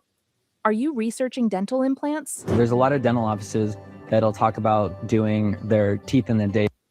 Clear. I'm going to flash forward to 2 o'clock in the morning. At midnight, Trump was ahead 10%, which was an unusually high amount. To about 2 o'clock in the morning, my monitor went down. It totally rebooted. So unless you can tell me there wasn't a data dump, there wasn't a data breach, I don't believe that the numbers were true, because when I went home and woke up, all of a sudden Biden was ahead. I found that there were about 25,000 ballots that were not printed from the official Dominion PDF ballot. In other words, the printing process, appearance, is completely different Yeah, we than played what that you would get earlier. from a first generation PDF printing. Do you believe votes were manipulated, changed electronically in favor of Joe Biden? And if so, how was it done? Well, I certainly do believe it, sir, because I saw it on TV on the crawls underneath television coverage of the election. At least 2 cases. One had about 12,000 votes that magically went from Trump to Biden. Another one about 20,000 votes. And both times, Trump's numbers decreased by exactly the number that Biden's increased. And so before any of this came about, I just had a strong inkling that something was afoot here. Did you know that in 2008, 500,000 voters, or nearly 19% of all voters in Minnesota, registered on Election Day? What? And did you know that former Senator Al Franken was elected by 312 votes? So I'm not alleging anything on the program, but what I am saying is that this vouching system, which clearly opens the door for potential fraud, could swing a statewide election. I'll leave you with this, ladies and gentlemen. Don't take my word.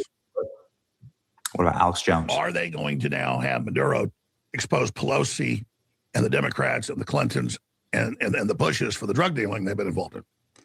I wouldn't hold your breath with the prosecutors, but definitely Trump is ending the U.S. sanctioning and laundering the money and supporting it, and the election fraud. Because it's not Venezuela and China running it, it's the CIA deep state through China, through Venezuela and Cuba doing it. So Cuba's in deep trouble. Mexico and Scheinbaum, its operations in trouble. Their mothership, Venezuela, that had all this incredible budget and all this incredible money, not for its people, but for control, that's gone. And so Trump's leaving this current government in there. They'd already had Maduro about to go and put in this new puppet. He's like, we're not going to have your puppet. We're going to come in and stabilize it, crank up your production again, turn your standard of living back on, and we're going to fix this. And it's going to work because they have so much wealth. So this is a big deal, folks. On this day, today. Alex Jones, saying the exact same thing.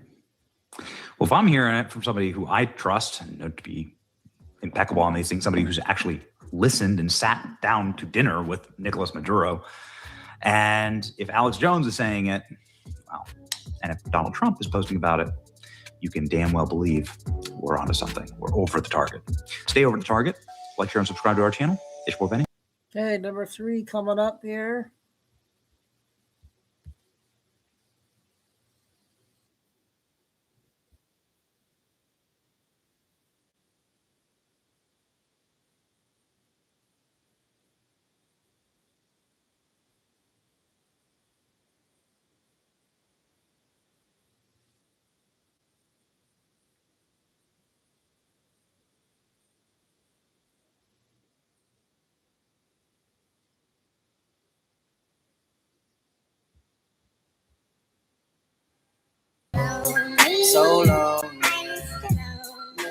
What's up, guys? It's Benny. Dan Bongino has made his final post as Deputy FBI Director, marking the end of 1 year, a lot of ups and downs, a massive roller coaster, and probably the most fascinating stint we've ever seen for somebody taking a role in federal law enforcement when Dan Bongino was, let's just call it what it is, a podcaster, right? And then being amplified and promoted to the most powerful law enforcement position probably in the country. Deputy Director of the FBI is where all the work gets done. So Dan Bongino marking his final days. He is now officially gone from the FBI. As of this morning, President Trump announced at the end of last year that Bongino would be leaving. He said that it was too stressful on his marriage and on his business. He's been married for like 30 years. He has 2 daughters, children, and they didn't move to D.C. Dan Bongino was working in D.C., and he says it was very lonely and it was pretty depressing. And if you've been to D.C., you know that those things, quite frankly, are true. It's a very depressing city, very strange, spiritual energy. Dan Bongino, I will be leaving my position at the FBI in January. I want to thank President Trump, Bondi, and Patel for the opportunity to serve with purpose. Most importantly, I want to thank you to my fellow Americans who have the privilege to serve you. God bless America and those who defend her. He posted this on December 17th, 2025. This is Dan Bongino's final post from this account, the FBI Dan Bongino account that has nearly 1 million subscribers, of course, rocketing the following account because Dan Bongino is famous himself, has a ton of followers on his other platforms, has millions of followers on his other platforms. And probably the most followed federal account over the last year was this account. And this is the final post. And this is Dan Bongino quoting Donald Trump, saying that they have captured Nicolas Maduro. FBI had a big hand in this. They were handling Maduro and some of the criminal paperwork for Nicolas Maduro. So Dan Bongino posting this and saying it was a busy day on the job, last day on the job. This will be my last post on this account. Tomorrow I return to civilian life. It's an incredible year, and thanks to the leadership and decisiveness of President Trump, it was an honor and a lifetime to work with Director Patel and to serve you, the American people. I will see you on the other side, says Dan Bongino. Finally, Dan Bongino has officially departed the Bureau. What do you think about that? I mean, do you think that he should have stuck around, or do you think that this was time well served? The amount that you gave up to serve your country has not gone unnoticed. Can't wait to see what's next for Dan Bongino, who's now posting once again from his personal account here. And Dan Bongino now has been how the night unfolded, talking about how the FBI and special forces skimmed just 100 feet over the Caribbean Sea with an array of fighter jets. So the FBI was very much a part of the Maduro raid. Dan Bongino posted this morning, good morning. Hope you have a very happy Sunday with an American flag there. So one of the first private posts here from Dan Sands before the FBI, and Dan Bongino reposting his final post here. Let's just go ahead and check. 12,000 reposts, 92,000 likes, 2.8 million views. Your last post should have been Maduro in a bikini. Huge missed opportunity for us. So grateful for Dan Bongino and our country. I know I'm not alone. Who's with me? Let me give you my quick take on Dan Bongino on this. I mean, given the fact that I know him and I've worked with him before, I want to make something extremely clear. Dan Bongino took a job that no one could do. I mean, I'm just going to straight up say it. Doesn't mean he's a dumb person. It means he's an honorable person. Dan Bongino left untold millions on the table. Listen, the reality is that Dan Bongino had the #1 podcast in the world at the time that he departed. And he was just doing that podcast on Rumble. And he's a part owner of Rumble. He's been very clear about that. So Dan Bongino was set to make make a lot of money. He left millions and millions of dollars on the table. You've seen these cable news contracts and stuff like that. It's on that level when you have the #1 podcast in the world. And so Dan walked away from that for a job that I think pays like 170 grand. He traded that for what? For President Trump asking him to go do this job. He didn't have to say yes. He also left his family. That's a huge sacrifice. Moved to DC. That's a huge sacrifice. And then Dan Bongino went about doing his level-headed best to reform an agency that is beyond reform in many people's opinion, and it's my opinion as well, that there's just such deep endemic rot inside of the FBI. Was this a suicide mission? I guess is the real question. And in some ways it was, because what were you dealt? What was the cards that he was handed?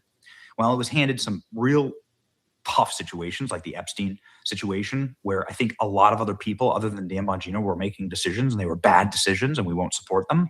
We'll call balls and strikes here. Nobody has the fortitude for liars, and we're not going to be one. There were some real huge mistakes made there.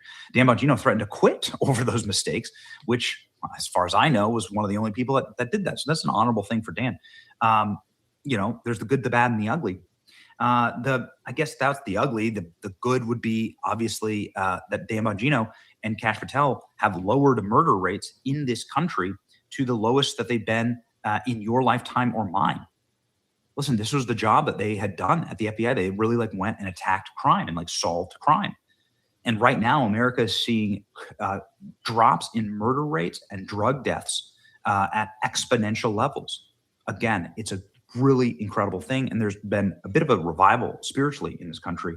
It's a good thing. It is a very positive thing that was brought about by Dan and Kash on the crime numbers and on the disruption of crime numbers and the locking up of criminals.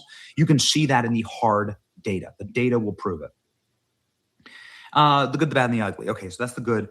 And the ugly and the bad, I think, is some of the things left unsaid. And maybe Dan will be able to talk a lot more about it. Who knows, what kind of and I guess to get a classification clearance, you have to sign all this paperwork. You can't ever talk about classified material ever. And so who knows? But I would say the bad, Epstein's the ugly, the good are the crime numbers, and the bad is that there's work left unfinished, right? Like the pipe bomber's never been explained. Like, what the hell was that? We need further explanation on a lot of work. It seems like there's a lot of unfinished work, right? We wanted Comey to be put in chains and to be marched through the cities, just like Maduro. That hasn't happened. We want deep state arrest. That hasn't happened. But I think there's room for improvement. I just feel like there's unfinished work. But my sources tell me that Dan Bongino was only going to stay for a year, and that's what he signed up for. And that year's now over, and good things have happened. Okay, so that's my take. Thank you, Dan Bongino. Welcome back. Thank you for your service to this nation. Dan Bongino was last day as Deputy FBI Director. Looking forward to watching Dan get back on his podcast. We can crush #1 on Rumble Video. Dan is a great guy and a total American patriot. Thank you, Dan. You're going to crush it when you're back on Rumble. There you go. Thank you, Dan. Can't wait to have you back on the radio. Thank you, Dan, for all you've done for us. See you soon. Sad to see you leaving. Dan Bongino posting also this incredible photograph of Donald Trump watching the Maduro raid. You can see some FBI agents actually there in the room. It's an honor of a lifetime to work for this man, says Dan Bongino. No lost love there between Bongino and Donald Trump. Donald Trump says that Dan Bongino did an amazing job. You haven't heard a bad word from Donald Trump about Bongino at all. Bongino is officially departed the Bureau. Thank you for your service. Officially left the FBI. He said it's an honor to serve you on his way out. And there it is. I sort of put this out there, and it's got seen by 1 million people, 50,000 likes, 8,000 reposts, and I completely stand by this. He put a lot of bad people. A lot of bad people were fired. A lot of bad people were put behind bars, and eventually, too much time away from your family will break you. Every good father and husband knows this. Dan's choosing his family and returning to his show, right? The business that he built. The FBI will need to rebuild, maybe need to be rebuilt from the ground up, but at least Dan Bongino was in the arena. So there we go. Bongino is back to civilian life. I can't wait for his first podcast. Thank you for fighting the good fight. Big things ahead, says Dan Bongino on the 1st of January. So that's the update, ladies and gentlemen. Final take on this. Nobody ever gets to see actual self-sacrifice or service. When people say, oh, you served your country, none of these people served. They were in it for a paycheck. Dan Bongino actually served. He actually gave up things to serve his country and to take this job. So I think that's honorable.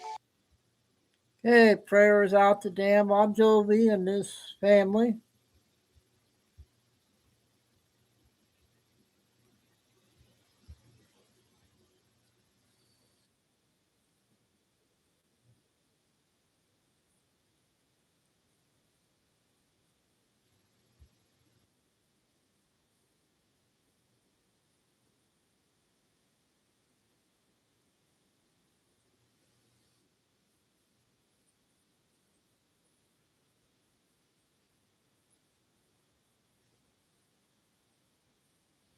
14 on this one. Couple more videos, you guys. Couple more.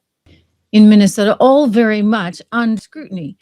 But I don't think America is going to be satisfied until, and Pam Bondi, I'm telling you, I'm looking at you, kid, right? You better deliver on this one. I do know that we got the Treasury Department involved too. So I have a certain kind of peace of mind that they're going to get to the bottom of it, because Scott Bessent is no joke. And the idea that any of this money went to overseas illicit groups is going to be really problematic for these people. And trust me, it did, because that's how the whole Wallace system works. Anyway, let's go to CNN talking about this.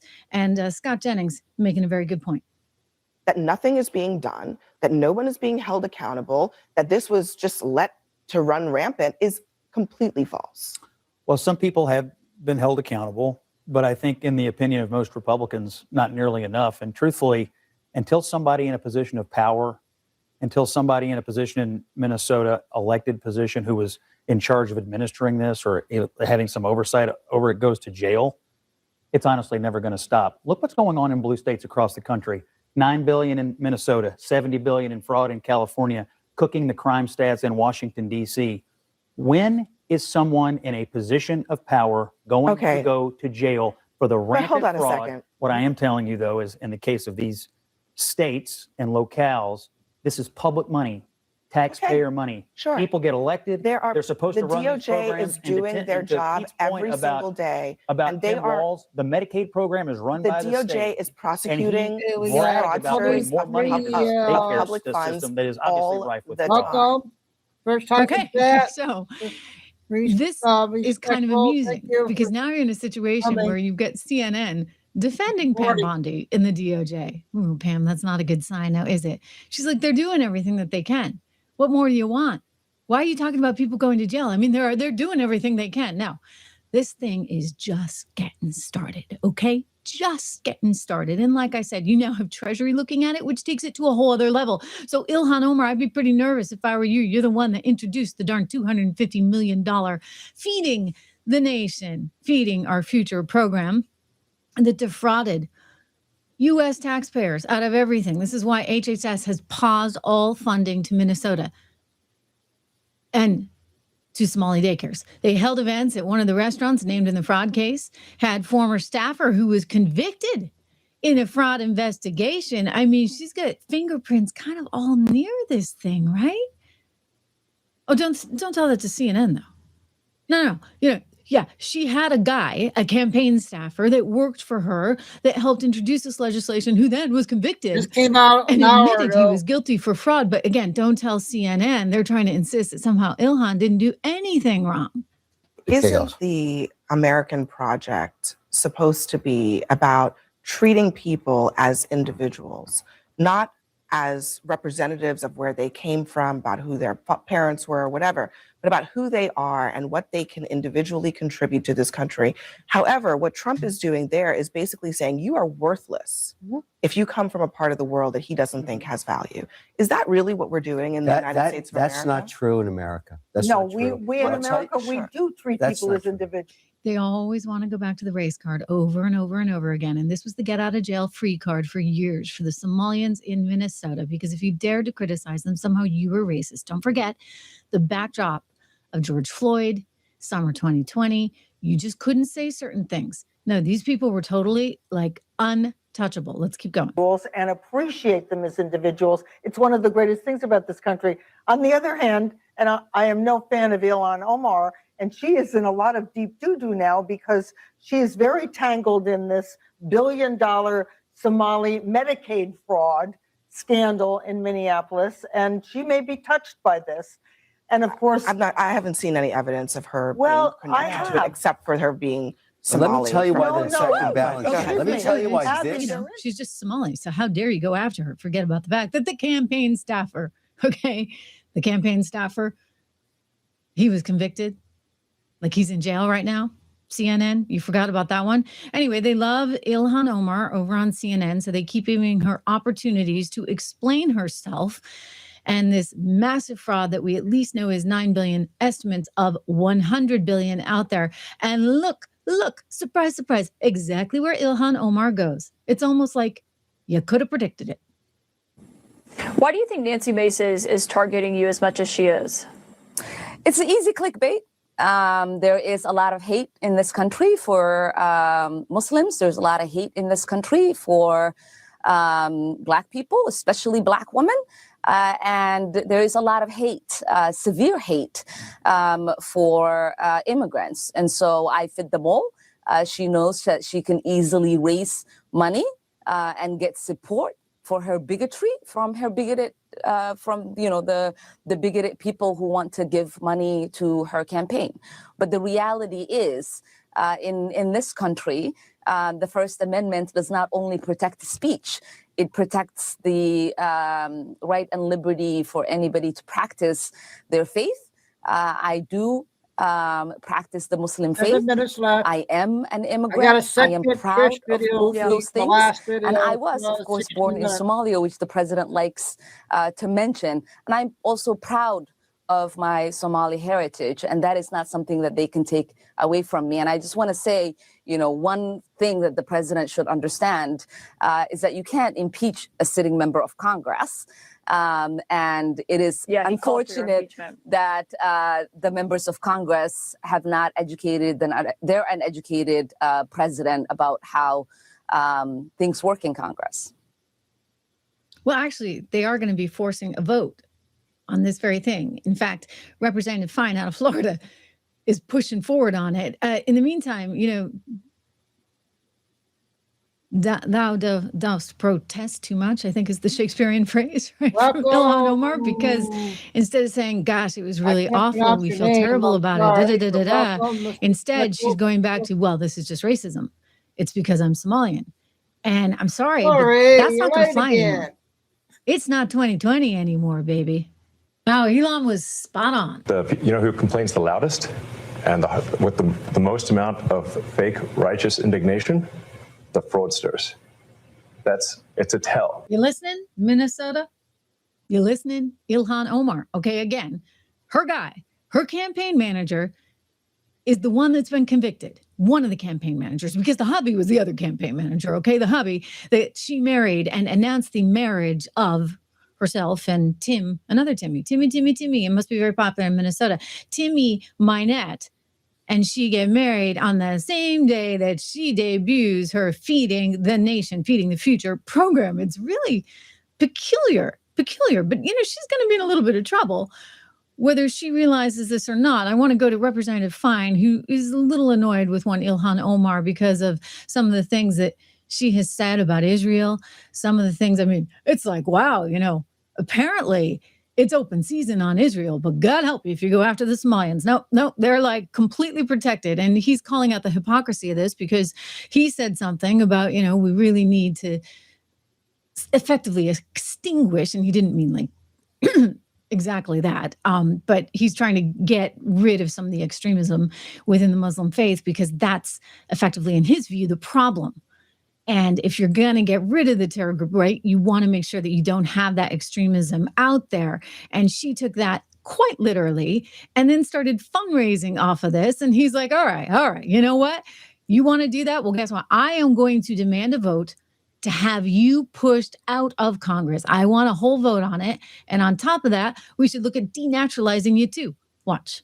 Expelled from the United States, and that's something that I'm working on. But what prompted me to take this position is she decided to send around fundraising emails saying I should be expelled from Congress. Well, if that's her view, she should go for it. And so what I've said is if I'm going to try to expel her, it won't be in a fundraising email. She'll deal with it on the floor of the U.S. House of Representatives.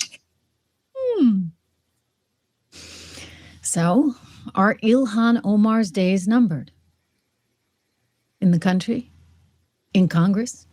Both? Let me know what you think. I'm watching in real time. It looks like we got our signal back, so that's a good thing. I think so. I think something is going to happen, and there is going to be some accountability. But again, they're going to have to find it all. And that's really tricky. They're going to have to find it all. But look, I give credit to the YouTuber who's out there doing that. I give credit to the other YouTubers out there doing that. And as much as Tim Walz wants to get out there and say, well, this is just racism, as much as Ilhan Omar wants to get out there and just say, oh, this is racism. Those excuses are getting really old really, really fast because, this comes down to one thing and one thing only. These people are very selfish and they care about what? They care about getting elected. And that's why this happened. That's the honest to God truth. And don't take it from me. Listen to the kid who did those reports. And he's got Tim Walz now calling him all kinds of things, including a white supremacist. I mean, they just go like to the worst possible place, right? If you dare to expose the fraud, somehow now you're the problem? What kind of inverted world is that? That's the Democrats' inverted view of the world and corrupt, frankly, view of the world. Here's Nick Shirley. Again, just to jog your memory, remember the report? Fraud is taking place within the government and the Somali population. Here, this building alone, Quality Learning Center, is a daycare, yet they spelled learning wrong. Okay, and they said, so he's the one who blew the lid open on everything. And he was asked about Tim Walz's comments on him recently on Fox. I want you to hear his answer. What's GovPlus? GovPlus is revolutionizing how you apply for any of these important documents. This is what happens when they target communities for their own benefit. This is what happens when they scapegoat. And this is what happens when they no longer hide the idea of white supremacy. So it sounds to me, Nick, that Governor Tim Walz is saying that you and others that are out there trying to expose this, you're doing it because you're white supremacists. What is your response to him? Yeah, Tim wants votes. There are entire apartment complexes where white people have been pushed out of these apartment complexes because Somalians have taken over and they're inside of these towns like Minneapolis where they can go get votes from these people. And if you have 100,000 people that will vote for you because you're going to enable and let this stuff happen, and because you're going to call a white person racist for calling out facts, this is what's going to happen to a state like Minnesota. Minnesotans, they say Minnesota nice, but they are very upset. And I totally understand why they're upset because they don't have a governor who's actually working for them. He's actually working against them. Nick, your video's been viewed 93 million times. What do you think will be the result of this? Do you think that things will change because of bringing attention to this, or do you think it'll be much the same, swept under the rug and keep moving forward? If you don't There better be answer, I'm gonna change. have to block People are you. demanding it. The investigations have been launched just from that video alone. In fact, and he's right. Then he calls on President Trump. Okay, and Nick, Trump's already there, right? He's I already think said, you might hey, have been a Pam, on troll. it.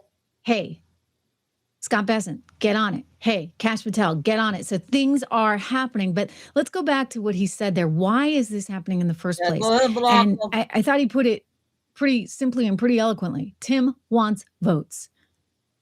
Timmy Walz wants to get elected. And here's the reality. You're not getting elected in the state of Minnesota if you don't get Minneapolis. So you need Minneapolis. And if Minneapolis is run by all the Somalis, then I guess you got to look the other way when it comes to the fraud that they are being accused of and convicted of. I mean, the Somalis, they're running the show. Just ask Mayor Jacob Frey. Listen to his commercial when he's campaigning. Ladies and gentlemen, meet the mayor of Minneapolis, Minnesota, Mr. Jacob Frey. Maaga Egawa Jacob Fry, Doke Magalada, Minneapolis. Damaan, Shaabka Somaliyed. I thought this was a joke. No. It's real. It's not AI. It's him. It's totally him, okay? Because he needs to be able to communicate with these people. He needs to be able to speak their language, and he needs to tell them he's got their back. But here's the problem. When all the fraudsters are coming from Ilhan Omar's district and Jacob's district, what does that tell us about Ilhan and Jacob?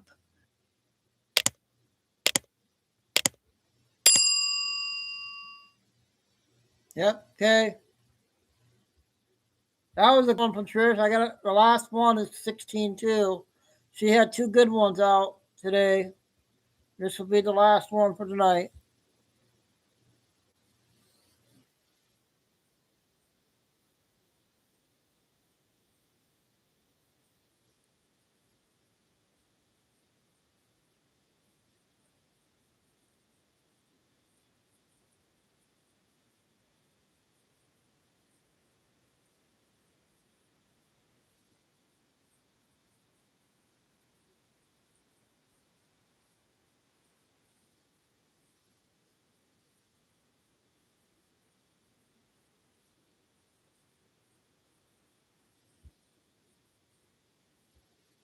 Okay, I took care of it, okay?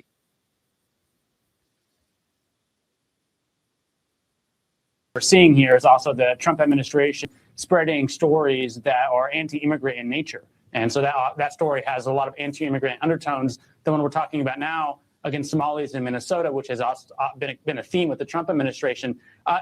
This kind of speaks to the reality we live in right now, the media environment where anyone can just record a video, post it on social media, and if it aligns with someone's politics, it can go viral. I think what you don't expect is responsible people in government, or you would hope there'd be responsible people in government, to use these videos and jump on them to set policy across the country that impacts people's lives. Unfortunately, that's something we've seen throughout this administration, starting in the beginning with USAID and how that was just gutted because of false information. And that's what you're seeing here right now.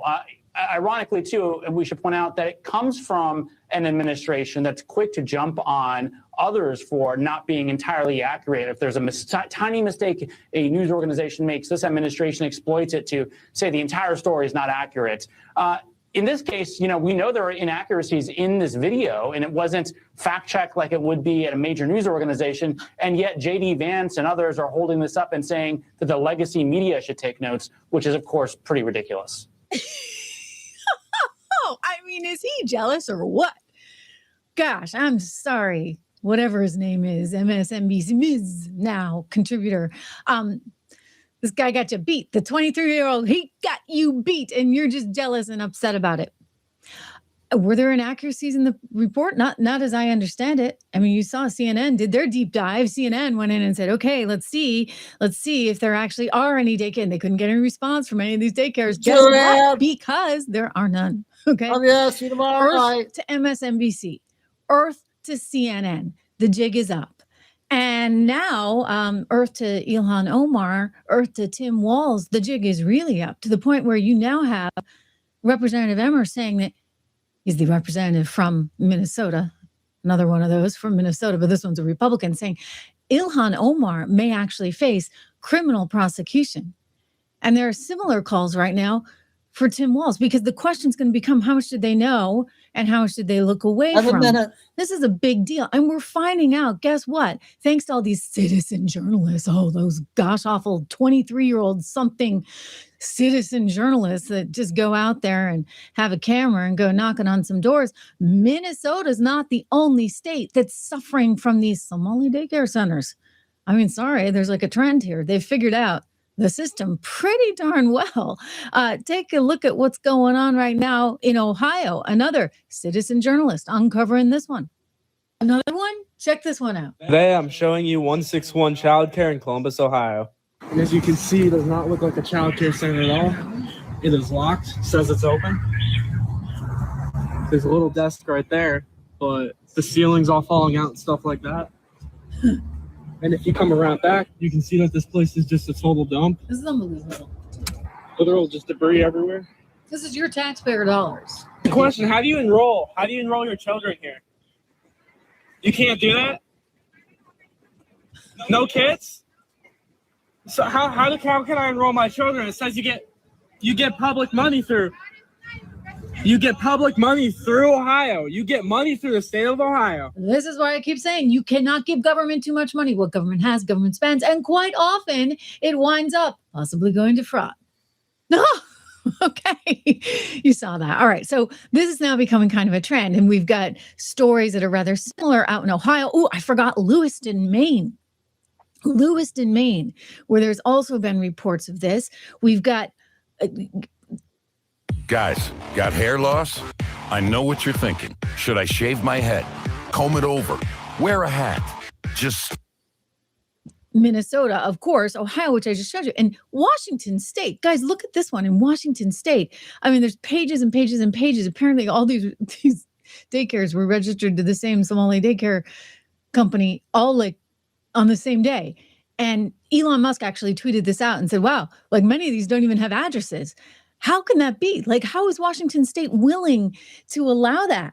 And I'll tell you something else, you know, as you think about Mamdami going into New York and telling everybody we need to get rid of the constraints and rigidity, I believe was his comment, rigidity of individualism and welcome the warmth of collectivism. I mean, wow. This is what collectivism is going to get you, because when you have the government in there just dishing out cash, nobody cares.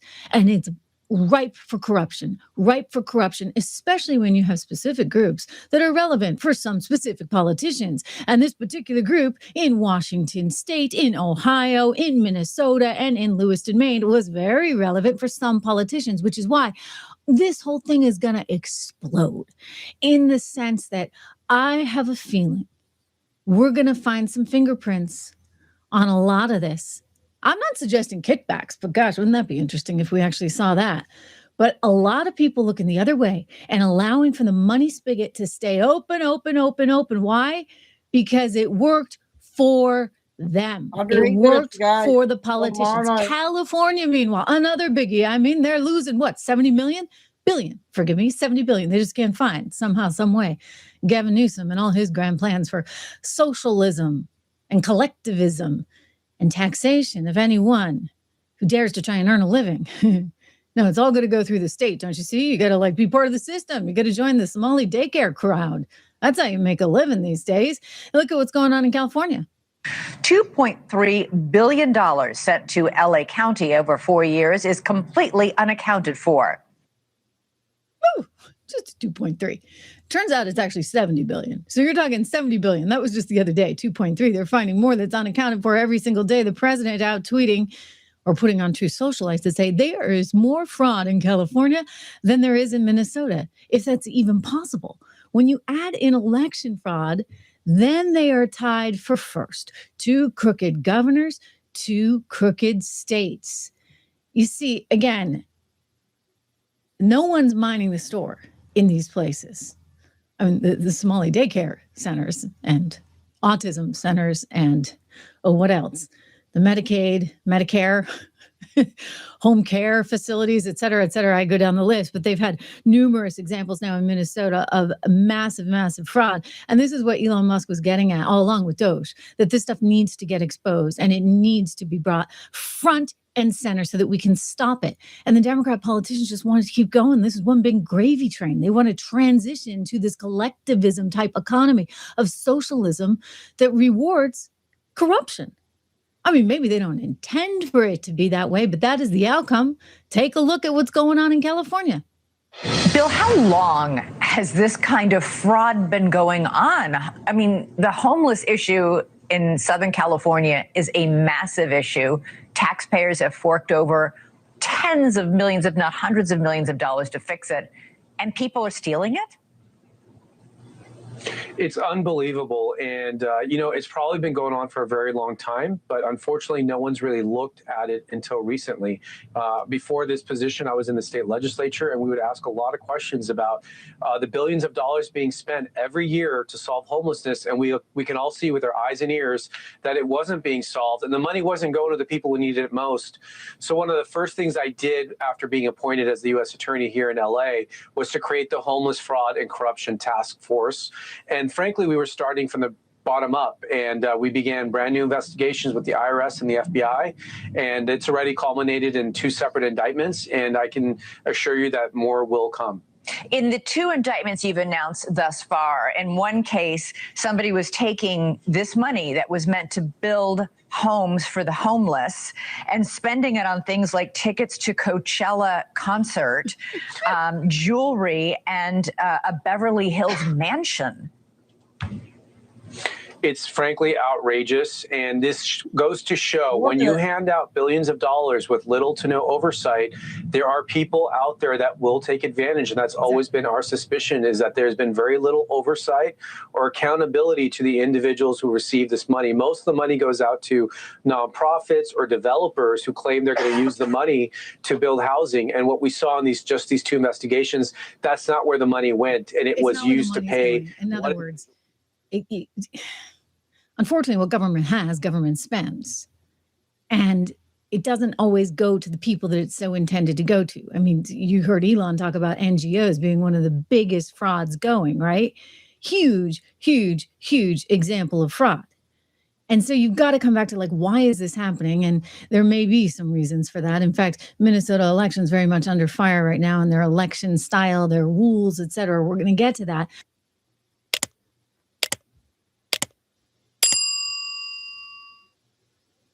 Oh, I guess that was 11 minutes. I guess it was 11 minutes. Okay, that's going to wrap everything up for tonight, you guys. I couldn't get to Billy Bean, sorry.